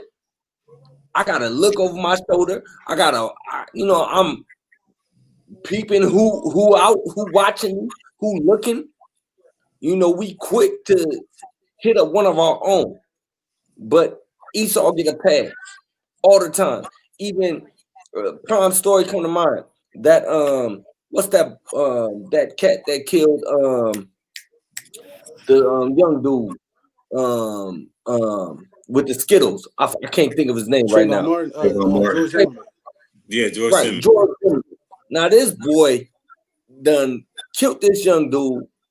Right? Ain't not one gangster loped up on him. Right?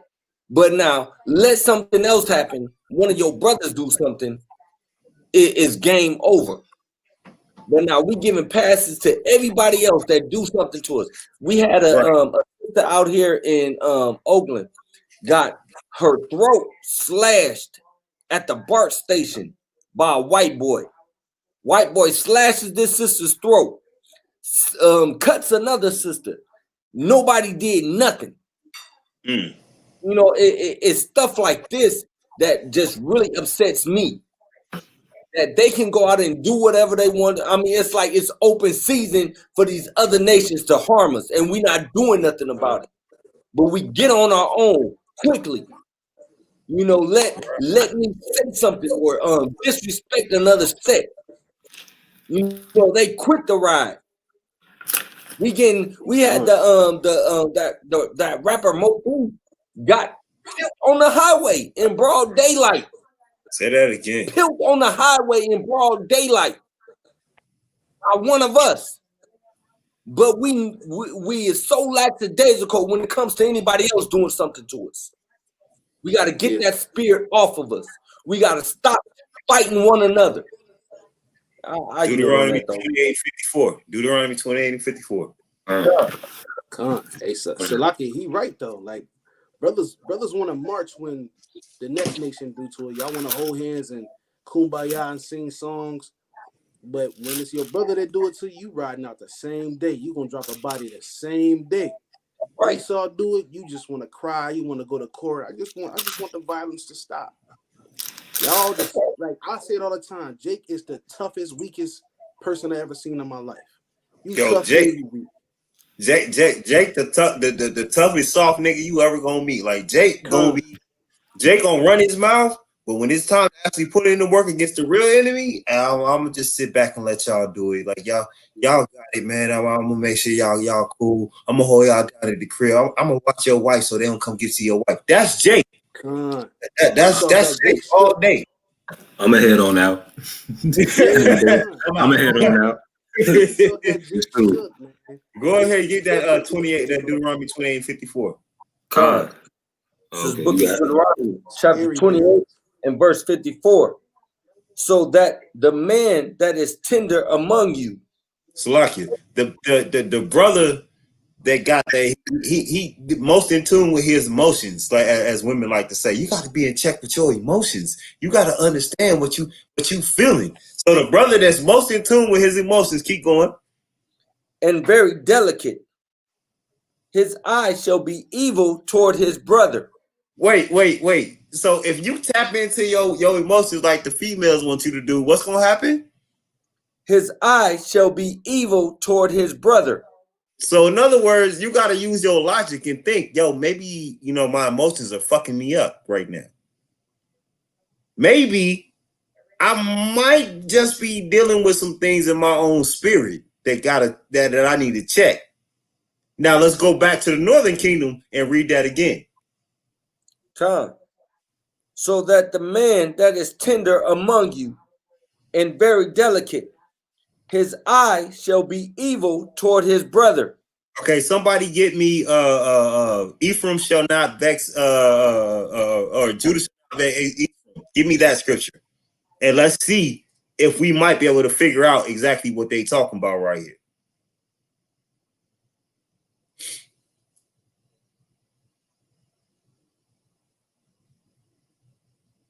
Quick on the sword.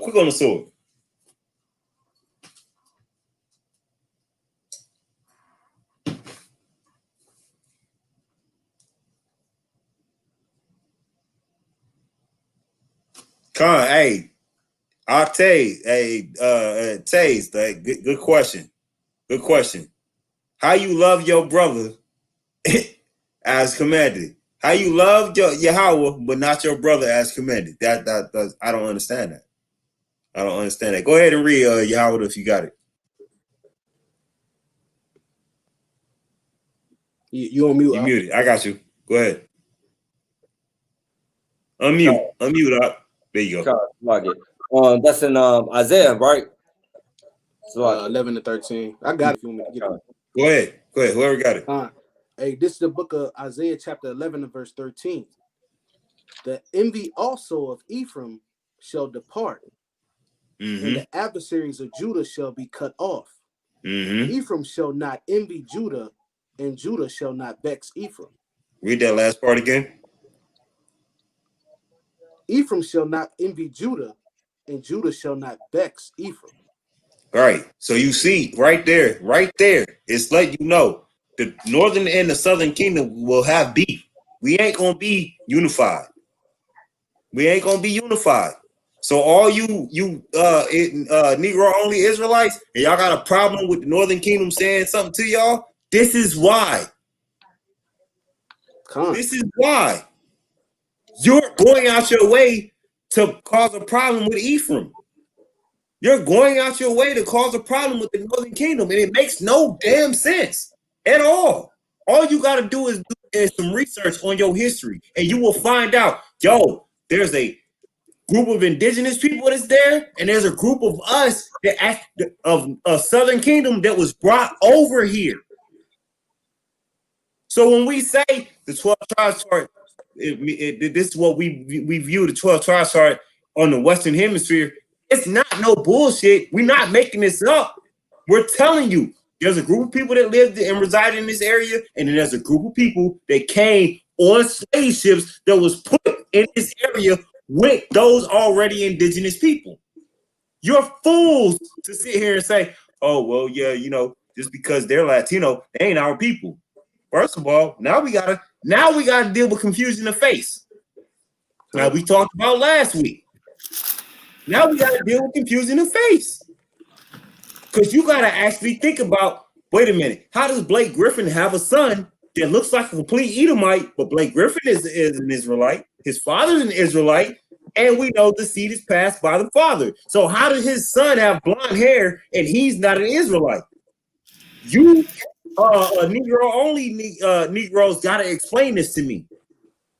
How, if we're going that the seed is transferred by the father, how is it that Blake Griffin can sit here and say, well, I'm an Israelite, his father is an Israelite, and his son is not an Israelite because he's got blonde hair? I need y'all to explain that to me. One of y'all brothers got precepts, bring it out. So like I got Psalms 80 and 6. Bring it out. It says, thou makest us. Let Yahweh to get it. Yeah, let Yahweh to get it, and then you break it down when he reads it. Okay.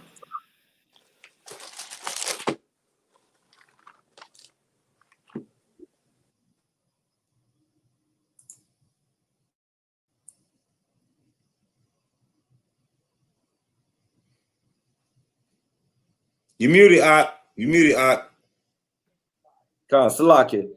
This is the book of Psalms, chapter 80, verse 6. Thou makest us a strife unto our neighbors, and our enemies laugh among themselves. Mm-hmm. So that's exactly what happens. Even in the prison system, they'll put all the Latinos or the so-called Hispanics with the white people, with the Edomites, and then just put all Jake by himself and make us and put us against each other, tit for tat. Like, so we end up still looking at them like they're a completely different people than us, and these really our brothers whole time. But if they can get one of us to side with the other side, and they can keep that fence or that middle wall of petition going, then they'll keep us separated, and then we won't even look at each other like we're brothers and come back together. That's one way, you know, they're the damn devil the Bible speaks of. Yeah, so we'll shoot the pistol at our brother and shoot the cell phone at the police officer every time. Right.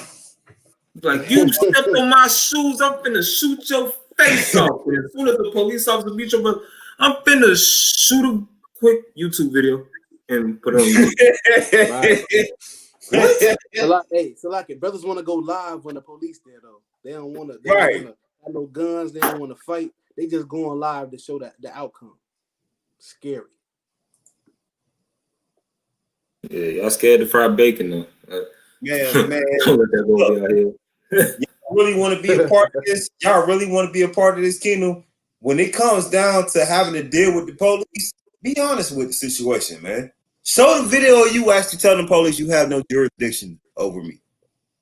I don't accept you as my Lord. The water, Sister KG, we appreciate your donations, and you absolutely have to come feast with us, sis. Come feast with us. We need you there. Like, don't think we don't know who you are. We know who you are. Yep, just move on down here, KG. Come get some of this fellowship. We've been waiting for you to come in. We waiting for you. So, you know what I'm saying? Please make it to someone. Passover. You get a ticket for Passover right now. I need you to send the confirmation to Iran that you got the ticket for Passover. All right, and we will address you when you get to Passover. The water sister. Thank you. We have fun with that sister, but she really does help and donate to this camp. She really does a lot for this camp. And she should be admonished for what she does for this camp, because we get a lot of things to help us out on Saturdays during camp from that sister. And so, you know what I'm saying, we really want to show her our appreciation. We want to show her our appreciation. The water sis for everything that you do. That's right. Your donations and everything do not go unnoticed with the brothers. We absolutely look forward to being able to have a feast with you and to be able to serve you at a feast as well. Be able to make your plate and to bring you, you know, say everything that you want at the feast. So, you know what I'm saying? Thank you for everything that you've done. And we appreciate that. But like we were saying, hey, yo, Northern Kingdom, y'all want to be able to impress us, y'all got to produce some sisters that are willing to do what this sister is doing. You know what I'm saying? Y'all got to be willing to teach your sisters to be on point and not to be dominating over the brothers. Like, it's a struggle for the Southern Kingdom to get on Eve. But be honest, you get you an Ephraimite sister and try to tell her what she's supposed to do. And let's see what happens. Let's see if you'd rather deal with Eve or deal with her. Right. Let's see which one you want to deal with. Like, we just want to be honest and true. So let's go to AI run. Let's go to what you had. Let's go to what you were sitting on. Okay, I'm just to add to what you were saying earlier about brothers not really believing Northern Kingdom, consist of the so-called natives, and they never went through anything. Some brothers be like, oh, the natives never experienced the curses that Southern Kingdom or so-called Negroes experience. But we gonna put that in a lie, man, because smallpox, we could go through all of that, but I'm gonna focus on slavery real quick, because they swear that Judah was the first one to just be thrown on the ship, right? So this book right here is called The Conquest of the New World, the American Holocaust, right? And the author is David E. Stannard. I'm gonna show y'all this real quick so y'all can get a glance of what the book is and who the author is, right? I'm gonna read a little bit of this. This might take a couple minutes, but I'm gonna read a little bit to y'all, right? This is page 66 of this book, right? It says, on at least one occasion, Columbus sent a raiding party ashore to capture some women with their children to keep his growing excess of captured native male company, because he wrote in his journal his past experience in abducting African slaves. He had taught him that the Indian man would behave better in Spain with women of their own country than without them, right? And I'm gonna jump down. It says, but not for long, as a harbinger of things to come, only a half dozen or so of those many captured native slaves survived the journey to Spain. So he's taking natives to Spain, right? And of them, only 2 were alive 6 months later. On his second voyage, Columbus tried an even more ambitious kidnapping and enslavement scheme. It was described by Italian nobleman Michel di Cuno, who accompanied Columbus on his voyage. So this is the actual depiction by the individual. It says, when our caravels in which I wished to go home had to leave for Spain, we gathered together in our settlement 1,600 people, male and female, of those Indians, of whom among the best males and females, we embarked on our caravels on the 17th of February, 1495. Now, mind you, everybody talk about the Negro coming to America in 1619. This says 1495, he already had 600 natives, right? 550 souls. Of the rest who were left, the announcement went around that whoever wanted them could take as many as he pleased, and this was done. And when everybody had been supplied, then there was some 400 of them left to whom permission was granted to go wherever they wanted, right? Among them were many women who had infants at the breast. They in order the better to escape us, since they were afraid we would turn to catch them again, they left their infants anywhere on the ground and started to flee like desperate people, right? And I'm not even done. Salakia. Hey, right. Go ahead. Salakia. Hey, the water sister Techie Robinson. Thank you for your donation. Water sister. Again, come feast with us. We want to see you at one of the high holy days, and come feast with us. Go ahead, King. Con. I'm gonna continue. I'm almost done on this part. It says, no one knows what happened to those 600 or so leftover natives who were enslaved on the admiral's orders by whoever wanted them, or the 400 or so who fled in terror, or their abandoned infants. But by the time Columbus' ships entered the waters outside of Spain, of the 550 captured Indians, he took with him 200 had died, says Kuno, we cast them into the sea. So for brothers out there thinking that we was the only individuals that were slaves, or so-called Negro or Negroid person was the only one. The natives was in captivity, in slavery, and the slave trade far long before you was. I even got another book to prove it. I'm not gonna go into it, but here's a book right here. It's called The Indian Slave Trade: The Rise of the English Empire in the American South from 1670 to 1717. Goes into it all. Also, it talks about slavery in the Carolinas. If brothers and sisters don't believe it, it's just the truth in here too. Let me see if I can grab the spot real quick where it go into 1 second.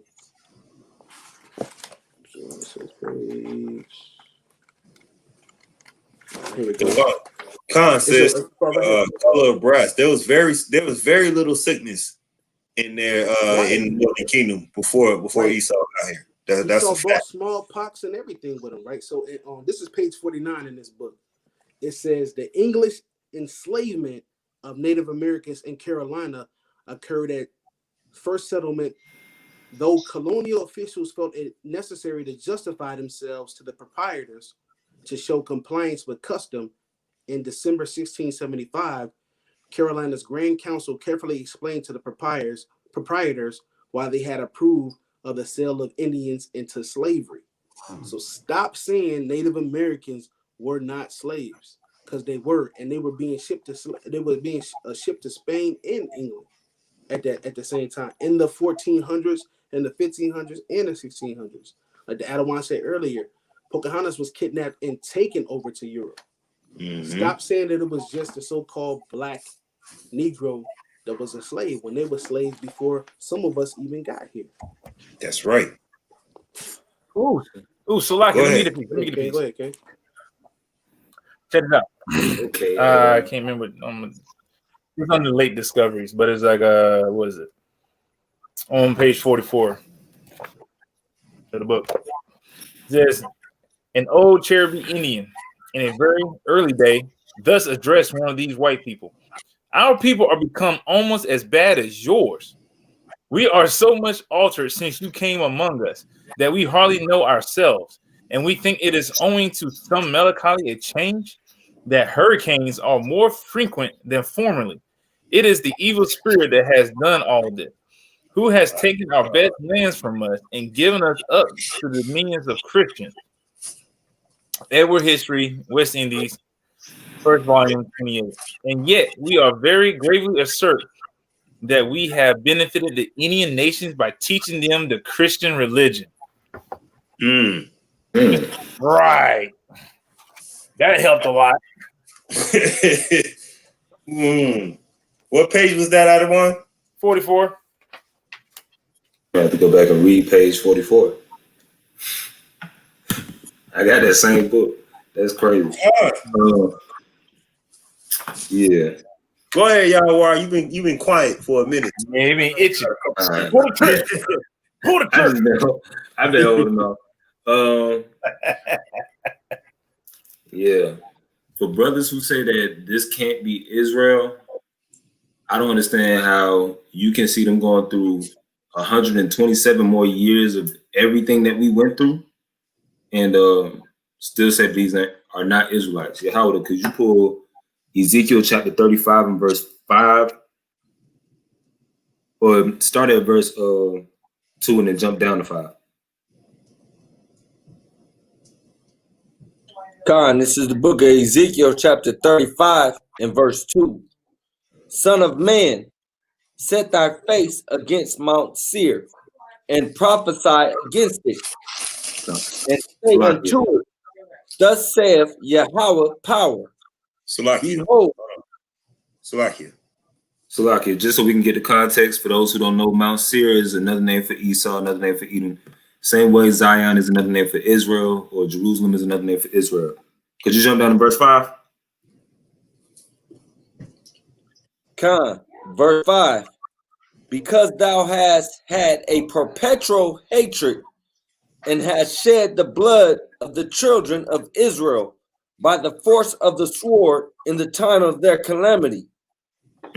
in the time that their iniquity had an end. So hold on. It says, because thou hast had a perpetual hatred. Perpetual hatred is generation to generation. The slave trade went on 500 plus. It's still going on. They just called it prison now. But who owns all the prisons? Esau. Who's investing in these prison corporations? Esau. Same descendants of these same people that enslaved us in the first place. The same people that said, yeah, slavery is illegal unless you're convicted by a crime. But who's making up most of the population in jail? And to get this, America is one country out of 150 and has 1/5 of the world's prison population. So if jail is the new slavery, you can't say that that's not new plantation. That's right. It's the same. There's nothing new under the sun.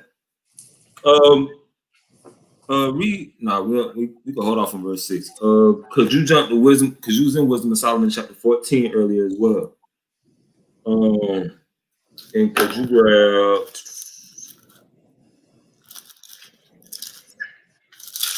this Wisdom of Solomon? That's one of my favorite chapters. Wisdom of Solomon, verse 19. Oh, no, verse 21. There it is. Wisdom of Solomon 14. Same chapter 14. Con.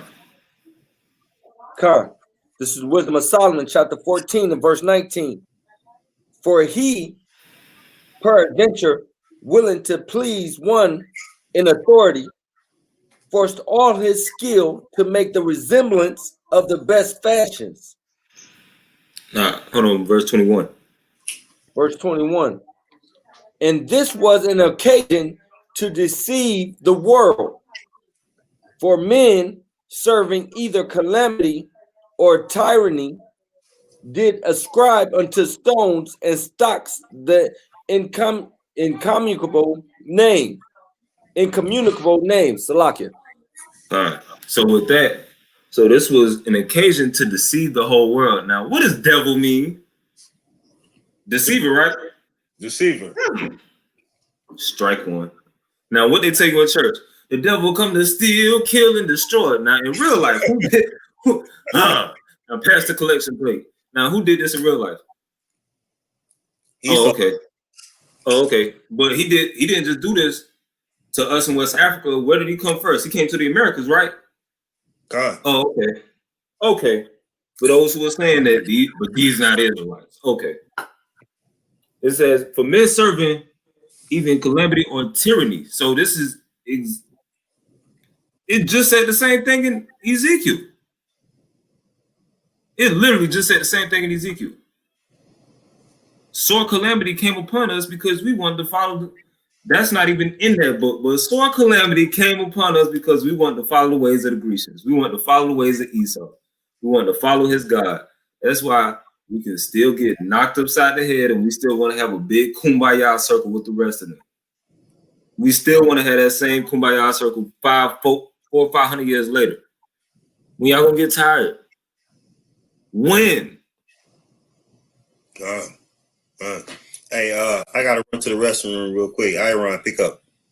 I got something. Go Go ahead, ahead, everyone. Go ahead. All right, cool. Check this out. Since we're reading and stuff, since we're bringing out the word and everything, since we teaching our people something, I want to bring out something. Check it out. I'm under the Feast of Weeks or the Hunter's Feast or Pentecost. Now, why would that be a title in this book? Yep, I know. Let's let this slide a little bit. Feast? Yep. All right. Page 122. An ancient missionary who lived a long time with the Ottawasis has written that among these savages, an old man performs the office of a priest at the feast. That they begin by giving thanks to the Great Spirit for the success of the chase or hunting time. Then another takes a cake, breaks it in two, and casts it in the fire. This was upwards of 80 years ago. All right. Follow along with me. Dr. Betty says that once in a year, some of the tribes of the Indians go beyond the Ohio, choose from among them 12 men who go out and provide 12 deer. And each of them cut a small sapling, from which they strip the bark to make a tent by sticking one end in the ground and bending the tops over one another and covering the poles with blankets. Then the 12 choose, each of them, a stone, which they make hot in the fire and place them together, alter the manner of the altar, wherein within the tent, and burn the fat of the inside of the deer thereon. At the time they are making this offering, the men within cry to the Indians without, who attend as worshipers. Sound like someone's on the outside and someone's on the inside. Where do you get that from? We pray or praise. They without answer. We hear. Then those in the tent cry, ho-ha, very loud and long, which appeared to be something like, in sound, Alleluia. After the fat was thus offered, some tribes burned tobacco, cut fine upon the same stones, suppose in imitation of incense. Other tribes choose only 10 men who provide but 10 deer, 10 samplings or poles, and 10 stones. Cool. But let me turn to the page because it gets better. It gets better. I promise. It gets better. Like the Israelites, they believe their sins are the procuring cause of all their evils, and that the divinity in the ark will always bless the most religious party with the best success. This is the invariable sentiment and is the sole reason for the mortifying themselves in so severe a manner while they are out of war, living very scantily, even in a buffalo range under a strict rule, lest by luxury their hearts should grow evil and give occasion to mourn. But I wanted to bring this out for those who like to hate on us. The Muskogee Indians sacrifice a piece of every deer they killed at their hunting camps. They even had camps too. Whoops! Look at that. So I guess camps has always been around, huh? Or near home. If latter, they dip their middle finger in the broth and sprinkle it over the domestic tombs of their dead to keep them out of the power of evil spirits, according to the mythology. This seems to proceed from a traditional knowledge through corrupt of the Hebrew law of sprinkling with blood. What else y'all want to know? Hey, Salaki Adawan, what's the name of that book? The book is The 10 Tribes of Israel by Timothy R. Jenkins. So the reason I asked is because I already knew the name of that book, but what the Adawan brought out is almost word for word in this same book by Israel Worsley that was made in 1828. And just to show y'all I'm not lying, if I go to page 76 of the A View of the American Indians, right, it says, I shall now proceed to describe the hunter's feast. This is thought to resemble the feast of Pentecost, right? I'm going to jump down. It says, Dr. Betty says that once a year, some of the tribes beyond the Ohio chose 12 men who go out and provide 12 deer. Others have 10 men and 10 deer. These numbers of 12 and 10 deserve attention. Each of them cut a sapling and stripping of the bark that make a tent by striking the ends into the ground and bending them close at the top, covering them with blankets. I can go on. Everything that he just brought out is in here also on page 76, 77, and going on. So I'm just going to show you that what the brother brought on that book is also in this book. So it pays to be a scholar. When was yours published? Mine was published in 1828. Wow, yours beat me. Mine was 1883. So let me show what this book says. I know, right? Fire. See what happens in Israel when you just pick up a book and read? Hold on. Go ahead. Salakia, to y'all's point, it's interesting that both of those are saying the same thing because both of those were written at, Iron's for certain was written at a time where it was illegal for us to read. So there's no way that we could have just been we would have even had access to any of this stuff for real. If So it like was it. illegal, we were getting our heads and we were getting lynched, limbs cut off, tongues cut out, any of that for reading. And we were getting killed for reading. Why is this still being recorded if it's not fact? That tells you that your enemies knew exactly who you were, even in slavery. While they was beating, while they were beating your head, and I had to catch myself, while they were beating your head and lynching your forefathers and foremothers, they still had the time in their day to actually write exactly who you were, which means they knew exactly what they were doing, when they were doing it, and who they were doing it to. That's right. That's right. Go ahead, and to add on to all of that is when these books was published, this is right around the same time that they took the Apocrypha out of the Bible. So all of this, everything that they do, they've been scheming from the top, and that takes us back to Psalms 83. Figure it out. Right?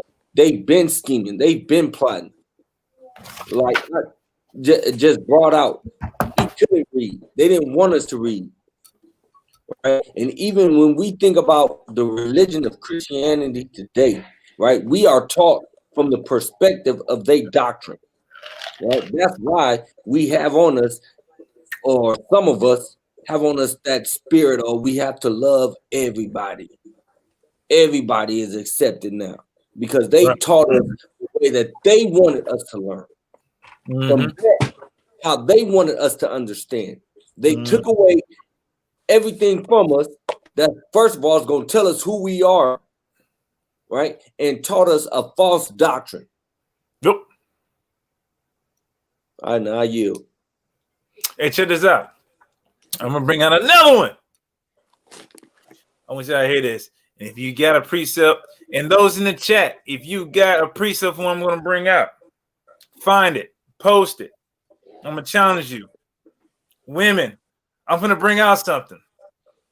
If you can find it, you heard it somewhere before, post it. Hey, Salaki, I don't want before you go into that, just to add to Yahweh's point. When I was in Mexico, I went to Chichen Itza, where the pyramid is, and how the brother was saying that, you know, they didn't want us to learn. It was prohibiting us to learn. The same thing Yahweh and Yahweh was saying. I learned July 12th, 1562. Diego de Lando. Hopefully I'm saying it right. Diego de Lando. He destroyed over 20,000 Mayan books in 3 hours. He set them on fire. So over 20,000 Mayan books they set on fire within 3 hours. Only 3 books survived. So that go to show you that they never want they don't want you to know your history. They don't want you to know your past, your present, or your future. So to add to what Yahweh was saying, like if y'all didn't know that, 3 hours, the dude literally set everything that they had written down in Mayan history on fire. That's why we only know about the astrology, a little bit about their religion, because only 3 books was able to survive. They set 20,000 volumes of books with information on fire. I yield the floor with that. Hold on, Salakia. Yeah, Howard, can you grab First Ezra 4 and 45? Because history repeats itself all the time, and we about to see just how. Now, some of y'all probably familiar with Psalms 137 and 7 through 9, where it talks about how in the day when Babylon came to sack Jerusalem, the Edomites said, "Race it, even to the foundation thereof." Like erase it, like burn down the temples and everything. And if y'all are familiar with Ezra, in Ezra's day, Most High used him and the other 4 or 5 brothers to restore the rest of the books that had been burned in that day. But we about to go a little bit further into that history, because First Ezra explains what actually happened and who did what. Could you bring that out, please?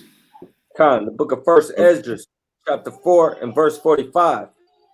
Thou also hast vowed to build up the temple, which the Edomites burned when Judea was made desolate by the Chaldees. So y'all caught that?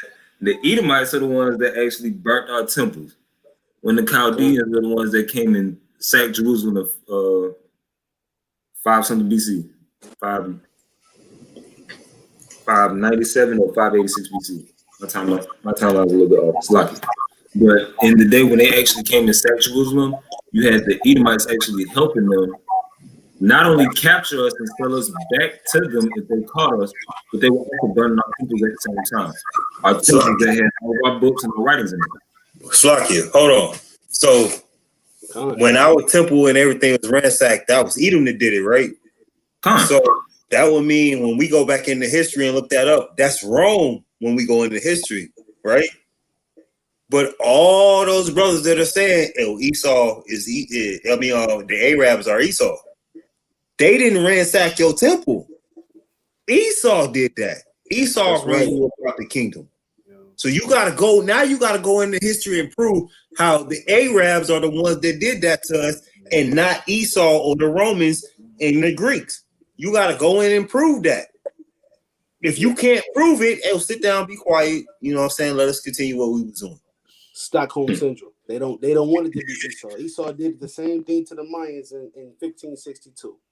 Because you got a different flag and you speaking a different language, you're still Esau. We get it. We know who you is. Salaki, did you just say 1562? Yeah. Mm-hmm. And this happened around 586, 590 something BC. So literally the same events happened 2,000 years apart. Like I said, by the same people to the same people. Same people, right? It's literally they left only 3 books for the Mayans left. They burnt 20,000 volumes. So when we like, we don't know who. It's hard to get the information when Esau keep destroying all the information or perverting the information. Just like we talked about sending our kids to school. If they didn't destroy it, they pervert it. So your kids go to school and never learn the truth. So it's important for us to start teaching our children at home. Stop letting them watch this television so they can get all them lies, and you start telling them the truth at home. I yield the floor. So you mean tell them lies like the Southern Kingdom came here as immigrants, like we wanted to come here to make a better life for ourselves. That's how they got it in the history books now. The transatlantic slave trade is now the Great Migration. Exactly. Workers. We in the history books now. We willingly put ourselves in shackles and jumped on that boat and died. 2/3 of us died on the way over here. We wanted that. Like we wanted to get kicked off your boat and then drown. That's what we wanted, right? Why wouldn't you? It's like go ahead, Adam. Go ahead. Bring it up. Go ahead, Adam. This is in the chapter. Oh, I'm in a different book, by the way. A Star in the West. All right. I'm in that book. Check it out. I'm under chapter 11, separation of the Indian woman. I gotta read this because I need y'all to tell me if y'all hear something that sounds very familiar. Stop me when you hear something. And if you got a precept, bring it out. Maybe you can match it up. Yo, all right, I know you're ready for this. You gotta be quick on the sword. The last remarkable fact to be mentioned is the constant practice of the Indian nations in the separation of the women on certain occasions. The Southern Indians obliged their women in the lunar retreats to build small huts at a considerable distance from their dwelling houses, as they imagined to be sufficient, where they are obliged to stay and risk of their lives. Should they be known to violate this ancient law, they must answer for every misfortune that the people should meet with. Among the Indians on the northwest of the Ohio, the conduct of the women seems perfectly agreeable to the law of Moses. A young woman at the first change in her circumstances immediately separates herself from the rest in a hut made at some distance from the dwelling houses and remains there during the whole time of her malady or 7 days. The person who brings her victuals is very careful not to touch her, and so cautious is she herself of touching her own food with her hands that she makes use of a sharpened stick instead of a fork with which to take up her venison, and a small ladle or spoon for her other food. When the 7 days are ended, she bathes herself in water, washes all her clothes, and cleanses the vessels she has made use of. Such are made of wood. She scalds and cleans with lye made of wood ashes and such are made of earth and iron. She purifies by putting into the fire. She then returns to her father's house and is after this looked upon, fit for marriage, but not before. Like it, precept, everyone.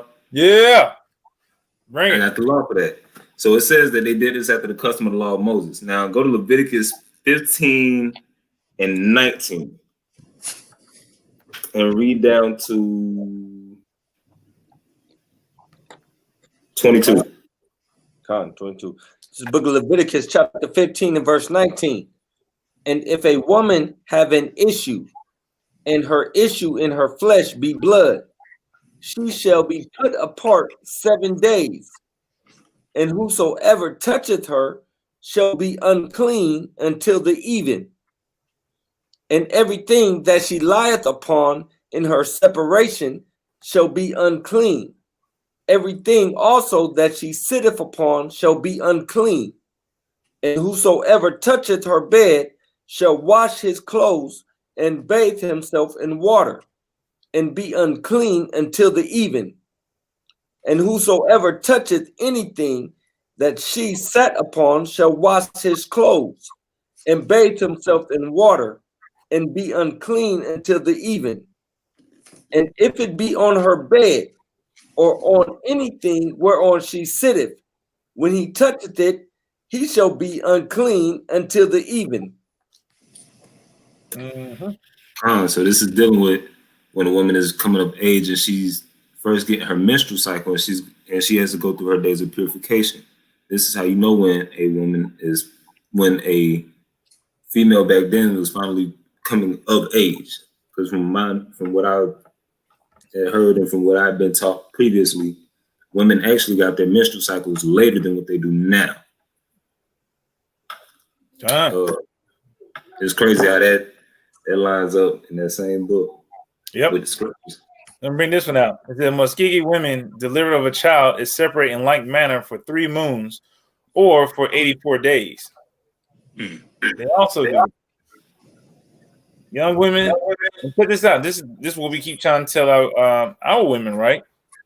Find this script if you can, someone out there.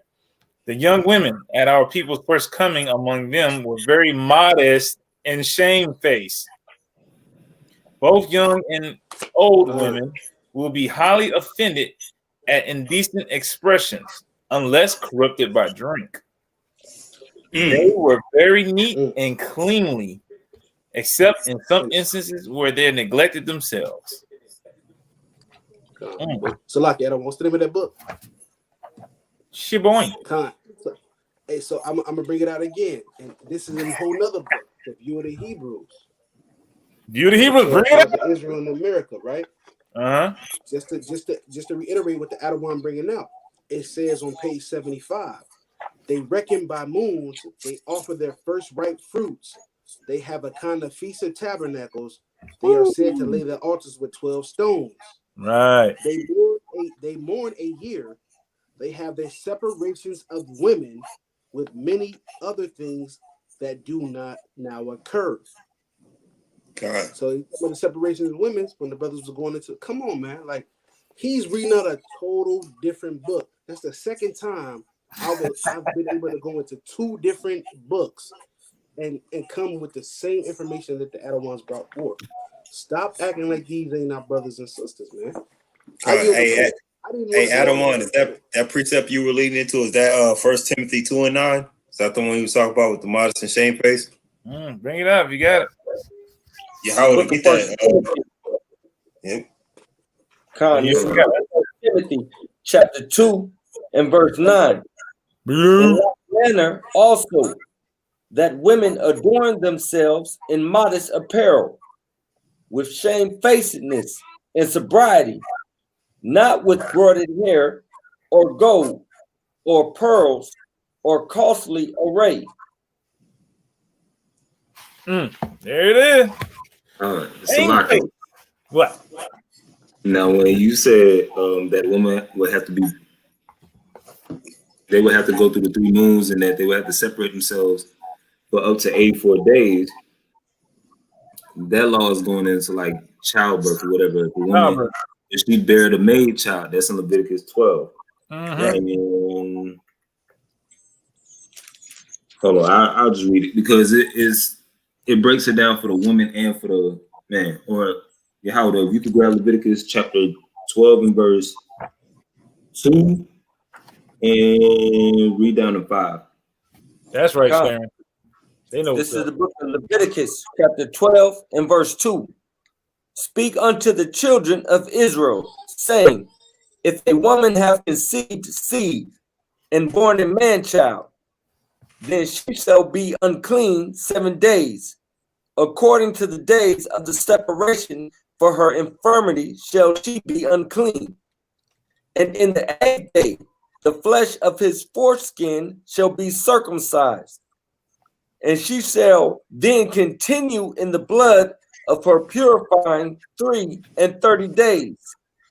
She shall touch no hallowed thing, nor come into the sanctuary, until the days of her purifying be fulfilled. But if she bear a maid child, then she shall be unclean 2 weeks, as in her separation, and she shall continue in the blood of her purifying 66 days. Gun. So if it's a man child, then she has to separate for that first 7 weeks. I mean, that first 7 days, which is that 1 week, and then it's an extra 33 days. So that's 40 days, or what the doctor will tell you, 6 weeks, right? About 6 weeks. 42 days. 6 times 7, that's 42. You go down to the woman, she has to separate for 2 weeks, and then she has to continue to purifying for 66 days. 60. 1 score is 20. So that's 80 days right there. It's the same. It's literally saying the same thing. They'll give you the extra 4 days in the book, give or take. But this is what the law says, and that's crazy because that's in the mouth of 2 witnesses. Mm-hmm. Hey, this is the last one I'm gonna give you guys, and I'm chuck up the deuces. I just want to give you the nail in the coffin for all those who are like, no, these guys are not our people. They don't have no. The white man taught them everything. Peep gang. Their feast of love. I'm in this book again. They start in the West. I'm on page 124. Every spring season, one town or more of the Mississippi Floridians keep a solemn feast of love to renew their old friendships. They call this annual feast. Not even gonna try it. And the people eat, dance, and walk as entwined together. The short name of the feast is Hatuk Empanada. That is eaten by strong religions and social principle. Empanada signifies, as I am informed, several threads or strands twisted together. They assemble 3 nights before the feast. On the 4th night, they eat together. During the intermediate space, the young men and the women dance in circles from evening until the morning. When they meet at night, it is professed to be to gladden and unite their hearts before Yohewah. YOHEWAH.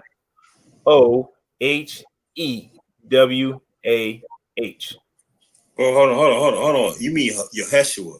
You not talking. We're not talking about Yahweh. You talking about some other deity. Like we say that again. Name that one more time. Yohewah. Right? They sing Yohewah Shu. Yoheweshu. Yohewashi. Yohewashi.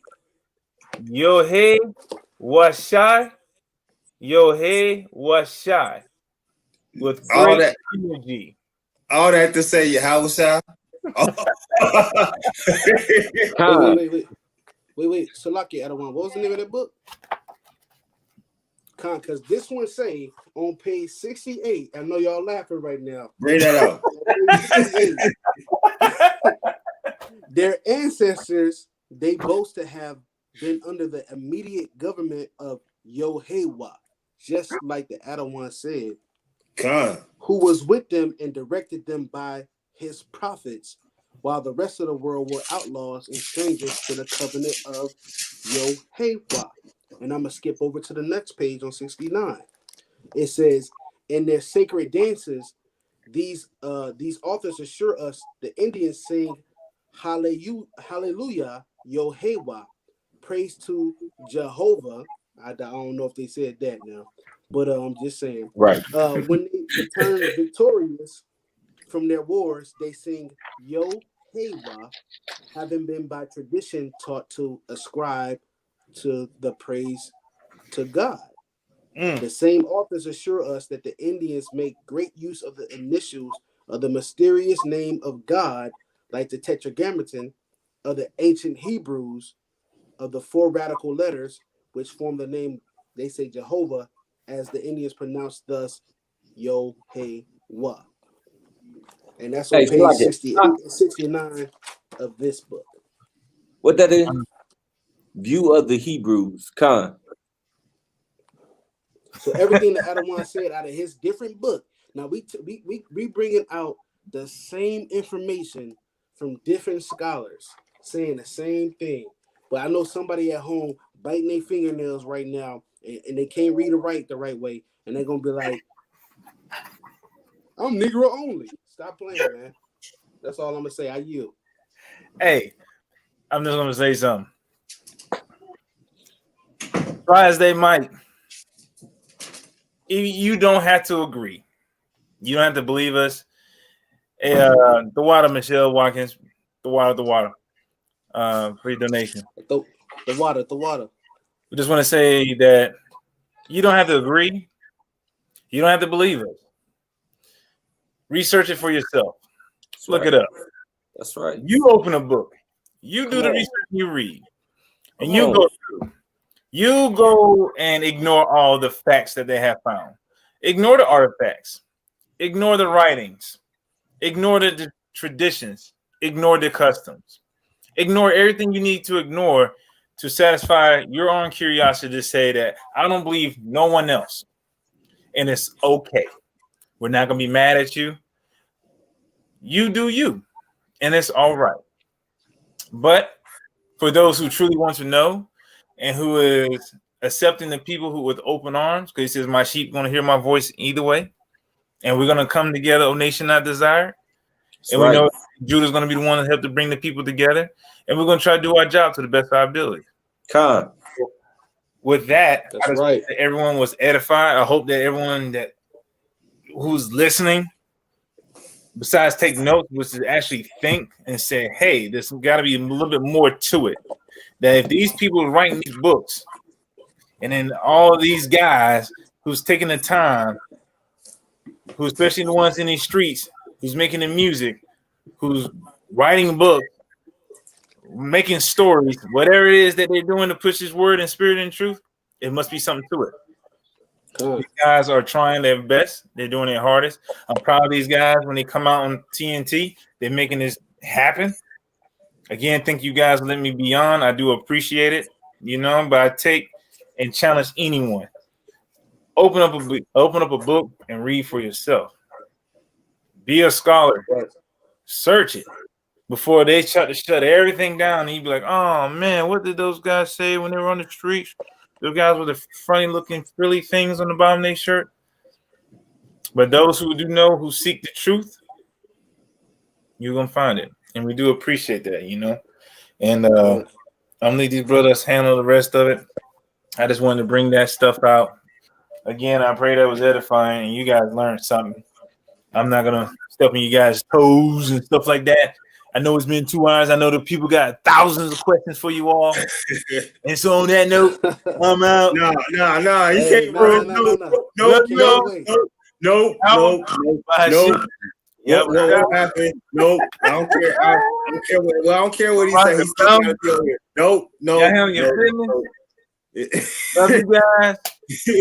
Some people will be at camp tomorrow. Some people will be at work. Some people ain't doing nothing. Hey. Some of y'all opening presents tomorrow. We ain't gonna say nothing. Y'all wicked. Wicked. You know what? Where's that? Right. I'm gonna just mute him. No, now he muted. No, we just gonna mute him. he always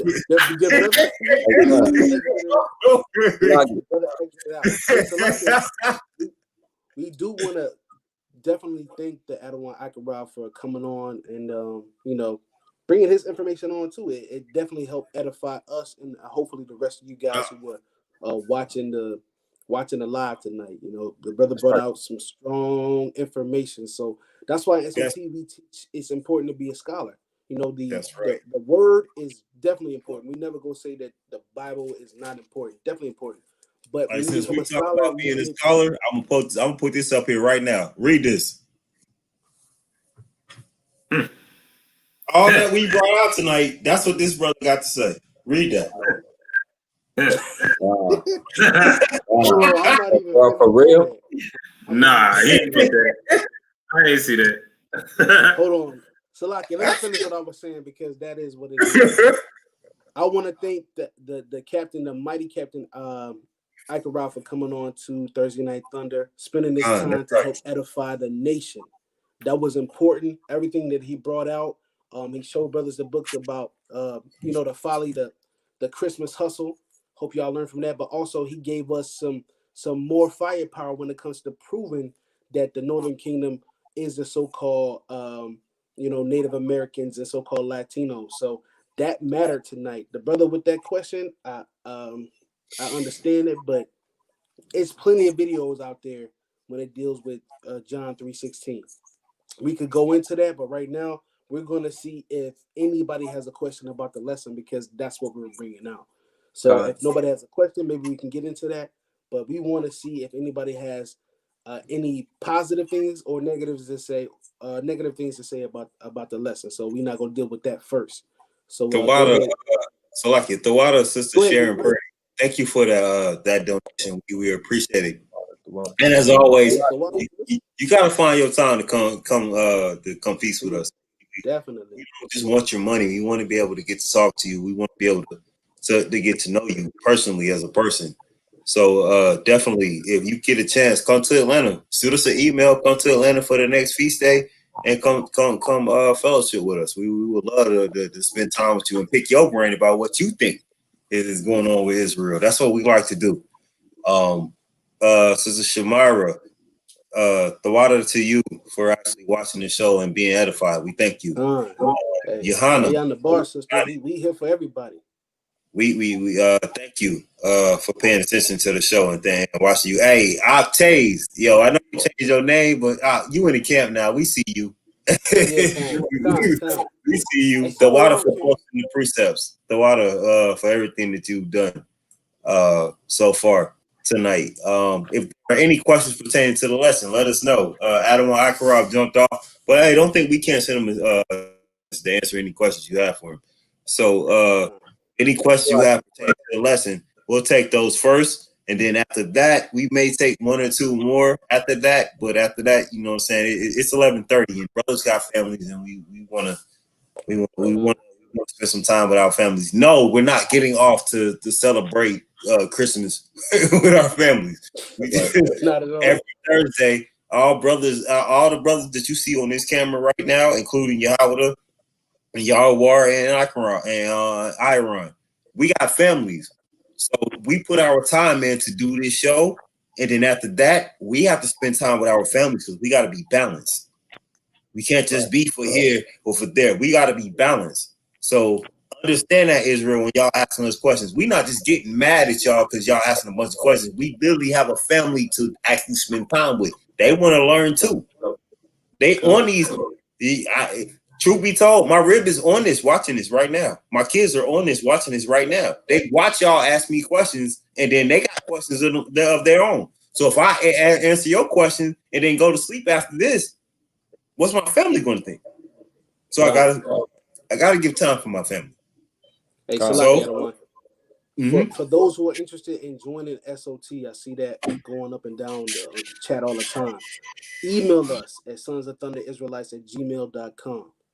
Email us and we will get back to you. So it's not you. I see brothers saying, is it a camp here? Is it a camp there? No, there's not. You have to become a captain first in order to be able to hold a camp in your area. But first, you got to become a prospect, then a soldier. So if you're interested in that, email us at our email address and get in tune with us and go from there. I yield the floor. Salaki. Go ahead. Really quick, just to let me back off of what everyone was saying. I got this precept from 1 Thessalonians chapter 5 and verse 21. It says, prove all things, hold fast that which is good. So what the Adawan Akim brought out tonight, you see, we went to different sources, and like it was said, we have to become scholars, right? And we prove all things. We're not just hearing something that somebody said that sounds good and like, oh, okay, that's what it is. No, prove that thing. Get in this book. Go get some other books. Do some research, right? And just stop listening to people when they say things. Like, for instance, these cats that's old, Negroes only, right? It's so many doctrines that's going out right now that have your head spinning, right? Stop listening to what everybody say, right? Don't even just listen to the things that we say. You know, go into the scriptures yourself, read it. Get these books, read it, study it out. The scripture says, study to show yourself approved unto the Most High, right? You're not studying for no man. You're not studying. You studying to show yourself approved unto the Most High. So get in these books, right? Stop being lazy. Let's get away from that old adage that, you know what I'm saying, they used to say way back when, if you want to hide anything from a nigga, put it in a book.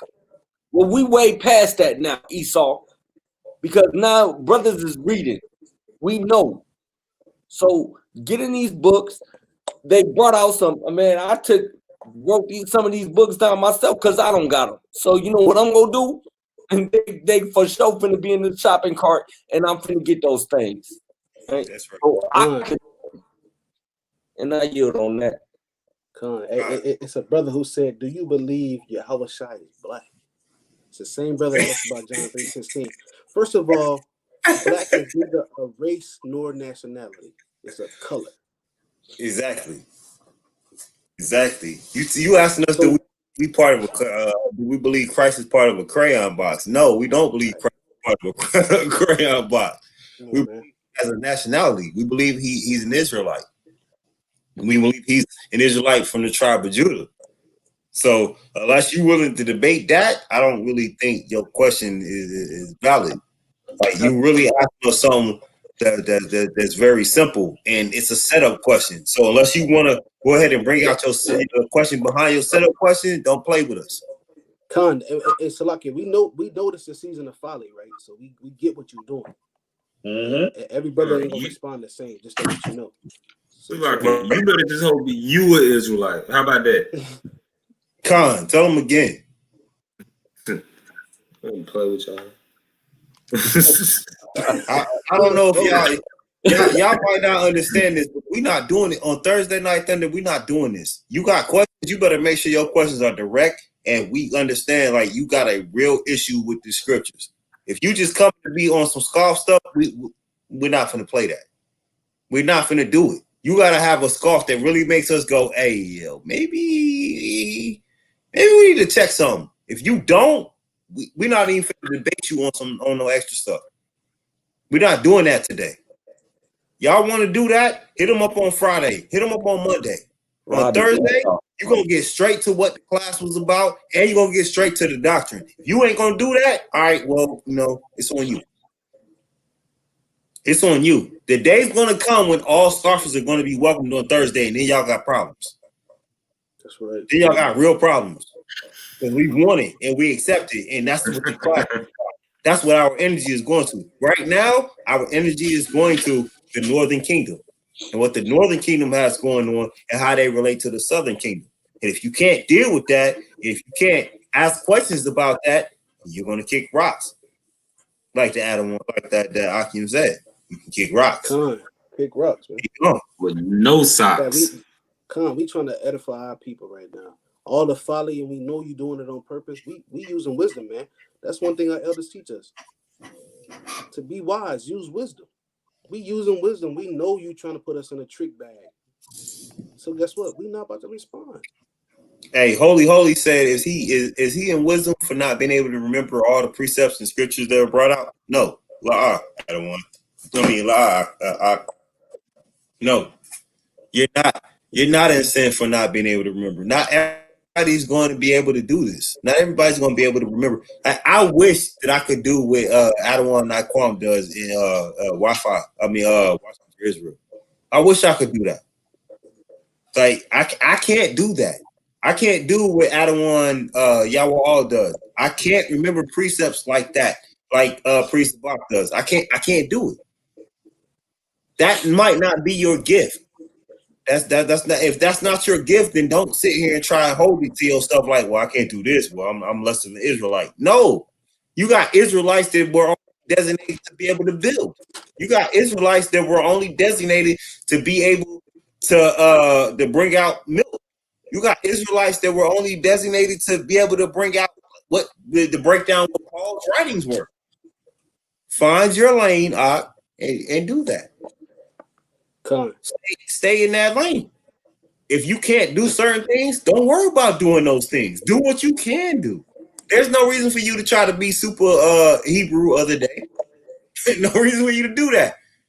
We got the Marshal Yasharal. There's enough of us in here to be able to compensate for what you can't do. So focus on what you can. Rob said Rob said, I'm not playing, I'm serious. I'm a Christian. Rob said he a Christian. Why you in here if you a Christian, Rob? Hey, so like when he said, I'll be hearing that Jesus Christ is a black man, and I disagree. Okay, Rob. Post your precept. Post your precept that say that Christ wasn't a black man. He said Yahweh Hamashiach is the Son of God.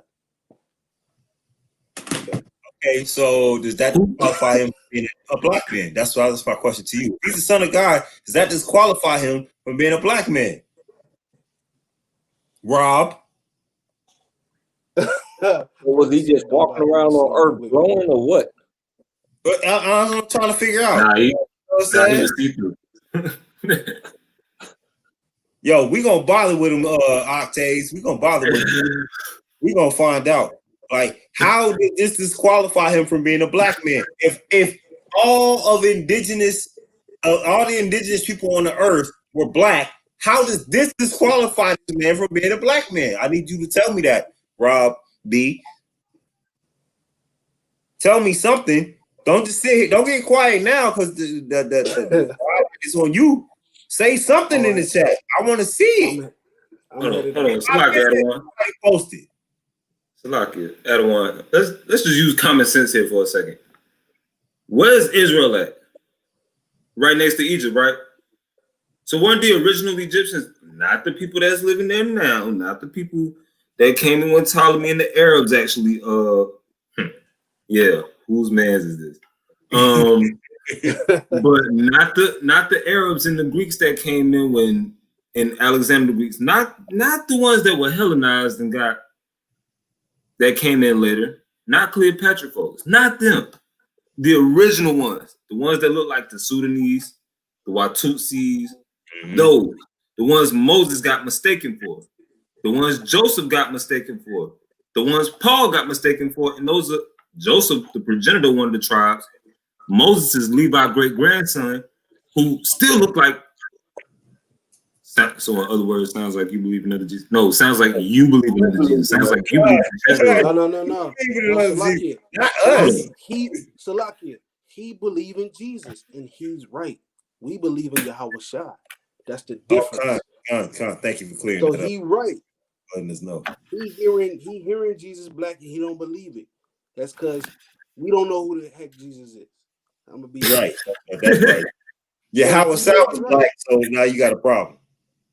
So yeah, brothers got to deal with that. Whatever you want him to be, because he. No, on top of that. Hey, look what Dote said. You know what I'm saying? They the last samurai, the last Egyptians, the $5 Indians, the caveman, and the Jew. All right, now All right, now, Rob B, I want you to explain this. How is Edom every other nation at the end of their destruction but Edom? How are they everybody else? Oh, you're not quiet? I'll tell you. I'll tell you, Rob B, why you're not quiet. Because your doctrine, it has holes in it. And you don't understand your doctrine has holes in it. And if you understood your doctrine has holes in it, you wouldn't talk so much, and then it wouldn't like, you know what I'm saying, there was a problem.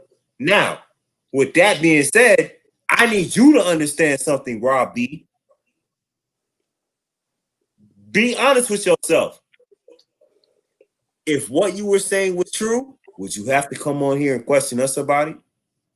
Right. That part. Dun dun dun.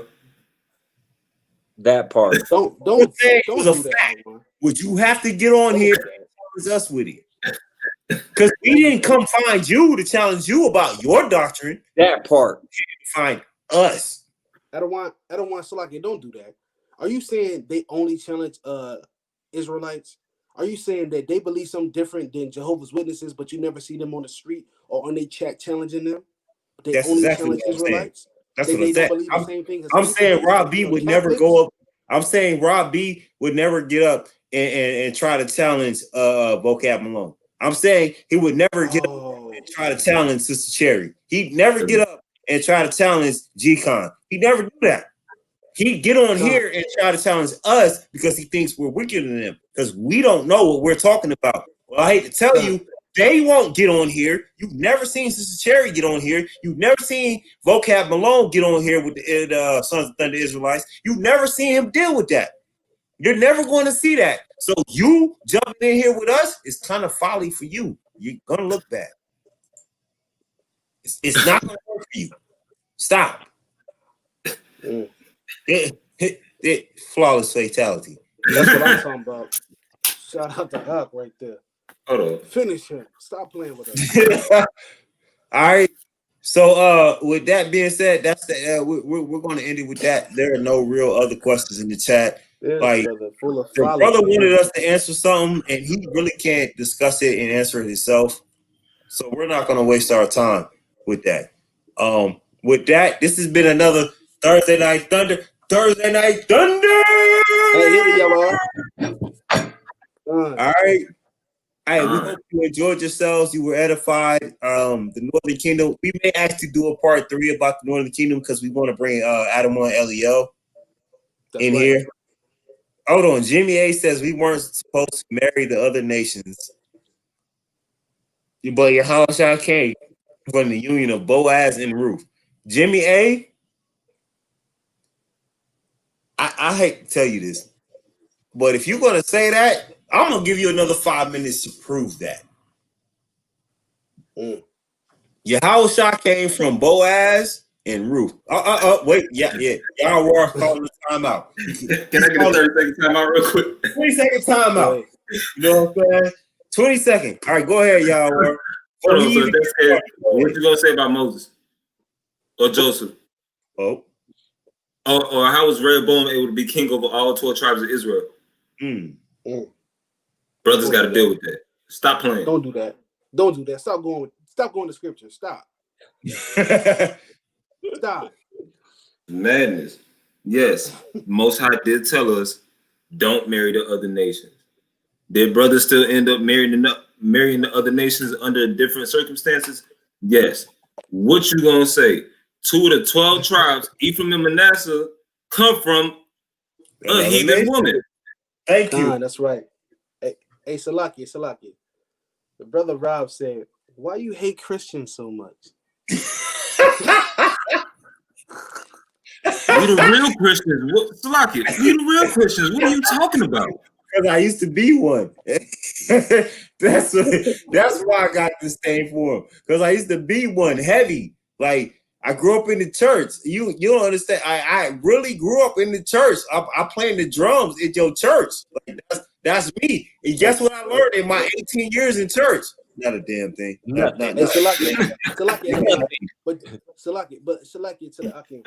But first of all, when did you even hear us use any hateful words towards anybody?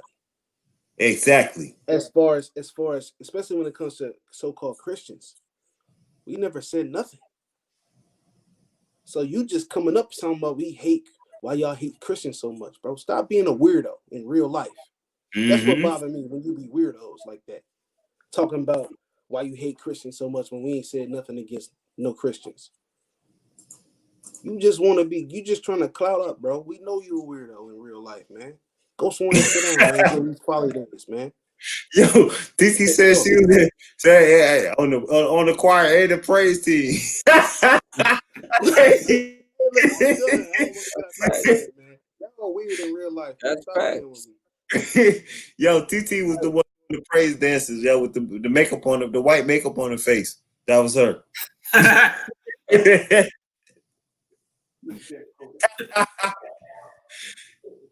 Hey, Rob, like, hey, you don't need to prove yourself. Hey, the Bible says study to show thyself, you know what I'm saying, approved. If you can't study and show yourself The approved. script say prove all things. You weird, Exactly. Exactly.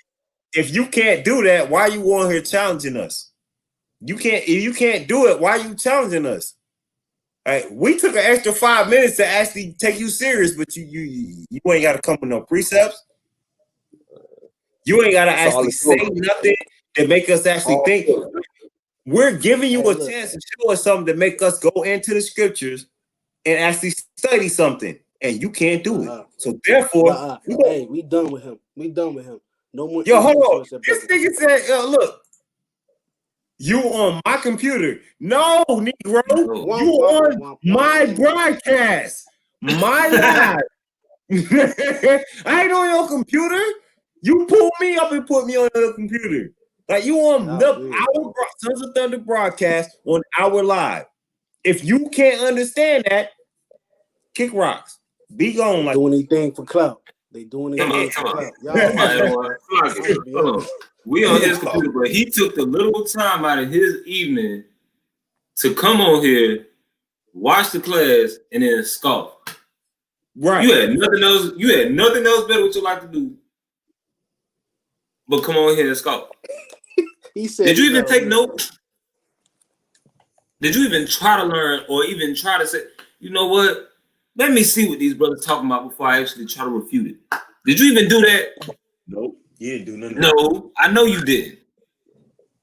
And don't lie and say you did. Good. Can we go ahead and close out? We can close. Go ahead and do your thing. Go ahead and do your thing. Don't spread false rumors or gossip about brothers. We didn't say nothing against Christians, man. So that's what kind of got us riled up because we didn't mention anything against them. I get you saying that you're not a weirdo. The only reason I said you weird is because you're moving weird. Because we didn't say anything against Christians. We didn't say anything against Christianity. I don't remember. And if we did, I don't remember any of us saying anything against Christianity. So don't come on here doing that kind of stuff. He said he's not challenging us, but the way you came off, you challenging us. That's why you got the response you got. Right. We just saying don't. Wait. Hold on. Look. I won. Show us how. Hey, no, he did. No, he did. Everybody live in whatever land they think they live in. So whatever you're thinking about in your head, you probably are a winner at the end of the day. So we're not finna deal with him. We're not finna clout this man up. Some people want clout. You are a winner. Move on, Adawan. Keep it moving. That's all I'm gonna say. We're dealing with our people. All right. With that being said, you know what I'm saying, we're gonna let him have this to whatever he think he won. Yahweh, the final words. Anything you got to say? Just you know, Israel, just study, just read, you know, just do some research and stop listening to what everybody say, you know. And if what they saying ain't lining up with the scriptures, it's like this clown here, you know, wasting people's time, ain't brought out not one scripture, ain't brought out anything to back up his argument. He's just talking off of emotions. So do research, you know, show ourselves approved.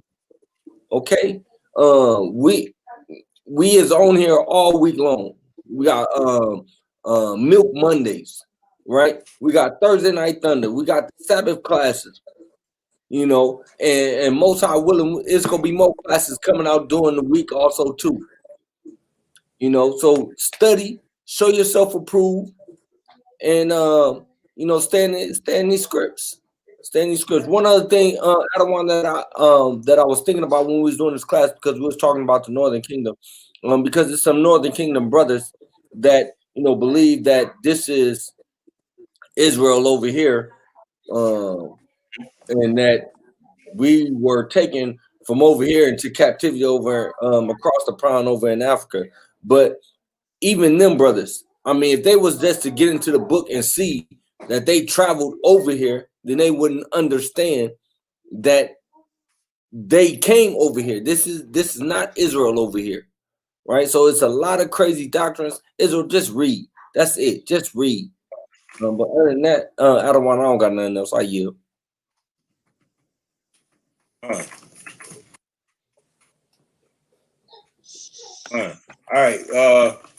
With that being said, the water for everyone for tuning into the show. Hope you were edified. If you have more questions, if you have anything else concerning the Northern Kingdom, let us know. We can do a part 3 if we need to.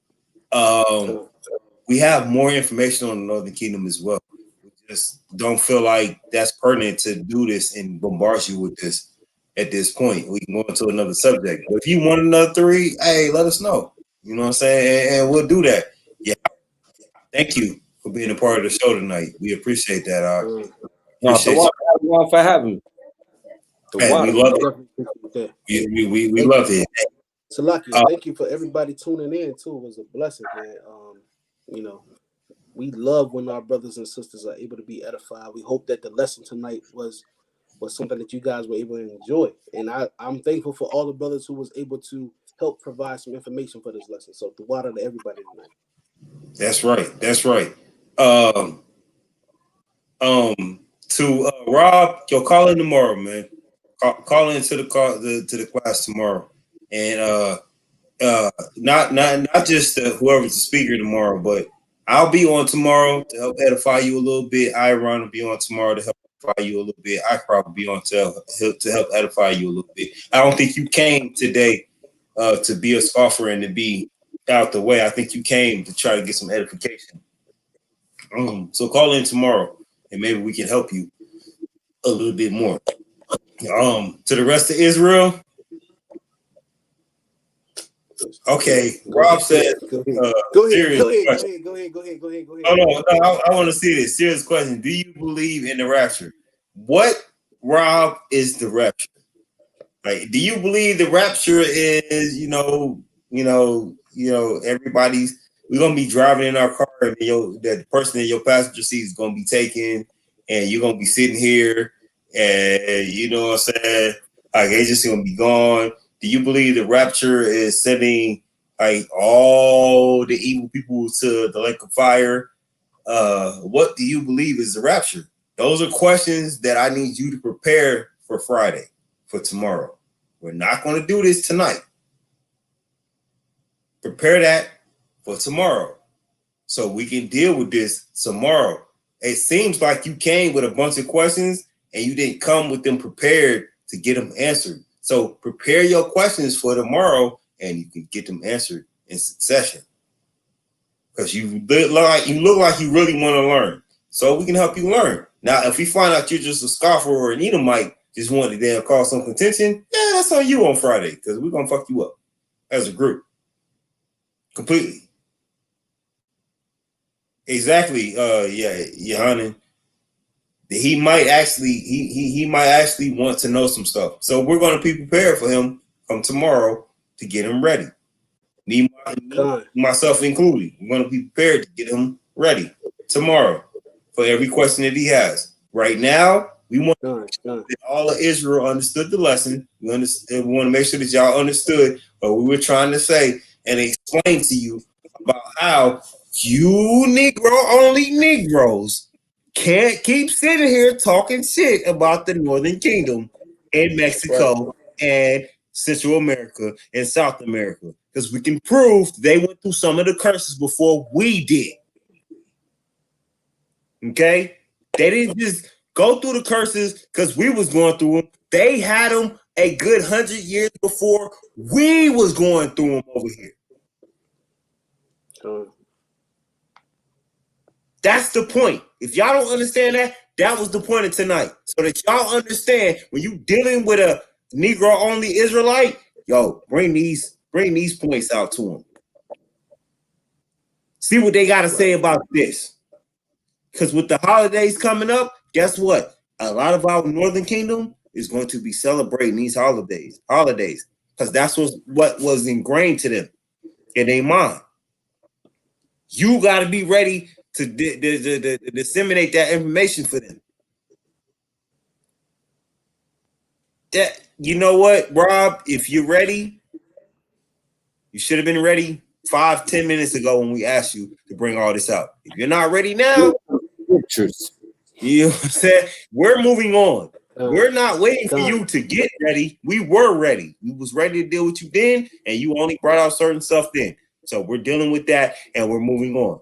Tomorrow is the perfect time for you to get on here and challenge anybody you want to challenge tomorrow. We're going to make sure that gets done. It's midnight my time, and I would like to enjoy some time with my family. You know, these brothers on here would like to enjoy some time with their family. They've done the work, so that's what we're going to do. Right. Like Octave said, time. We not on your time. You on our time. That's right. We're going to deal with these things according to how we want to deal with it. If you don't like it, hey, you know what I'm saying? I said this before, and I'll say it again. I'll get in trouble for it too. Hey, guess what? You don't like it, you can go back to Christianity and you can do what you want to do. Damn. All right? Right here, we're going to do what SOT feels like needs to be done. And that's it. Point blank, period. So with that, I'm going to say, Yahweh Ba'ashem, Yahweh Shabarachatham. It is our heart's prayer and desire that all Israel may be saved. Romans 10 and 1. That's right. Hey, we love y'all. We love you, Israel, man. Y'all be blessed. We thank you for tuning in. Make sure y'all tune in tomorrow for the Friday night lesson. Tune in on Facebook for the Sabbath lesson and also Milk Mondays. So Monday, Thursday, Friday, and Saturday. Shalom. Be the light. Be the light, Israel. Yo, look how wicked he is. This nigga said, hey, I will sell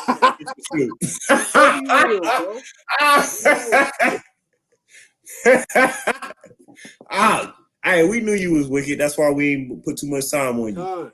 They do anything for clout. Hey, shalom to Israel. We love y'all, brothers and sisters.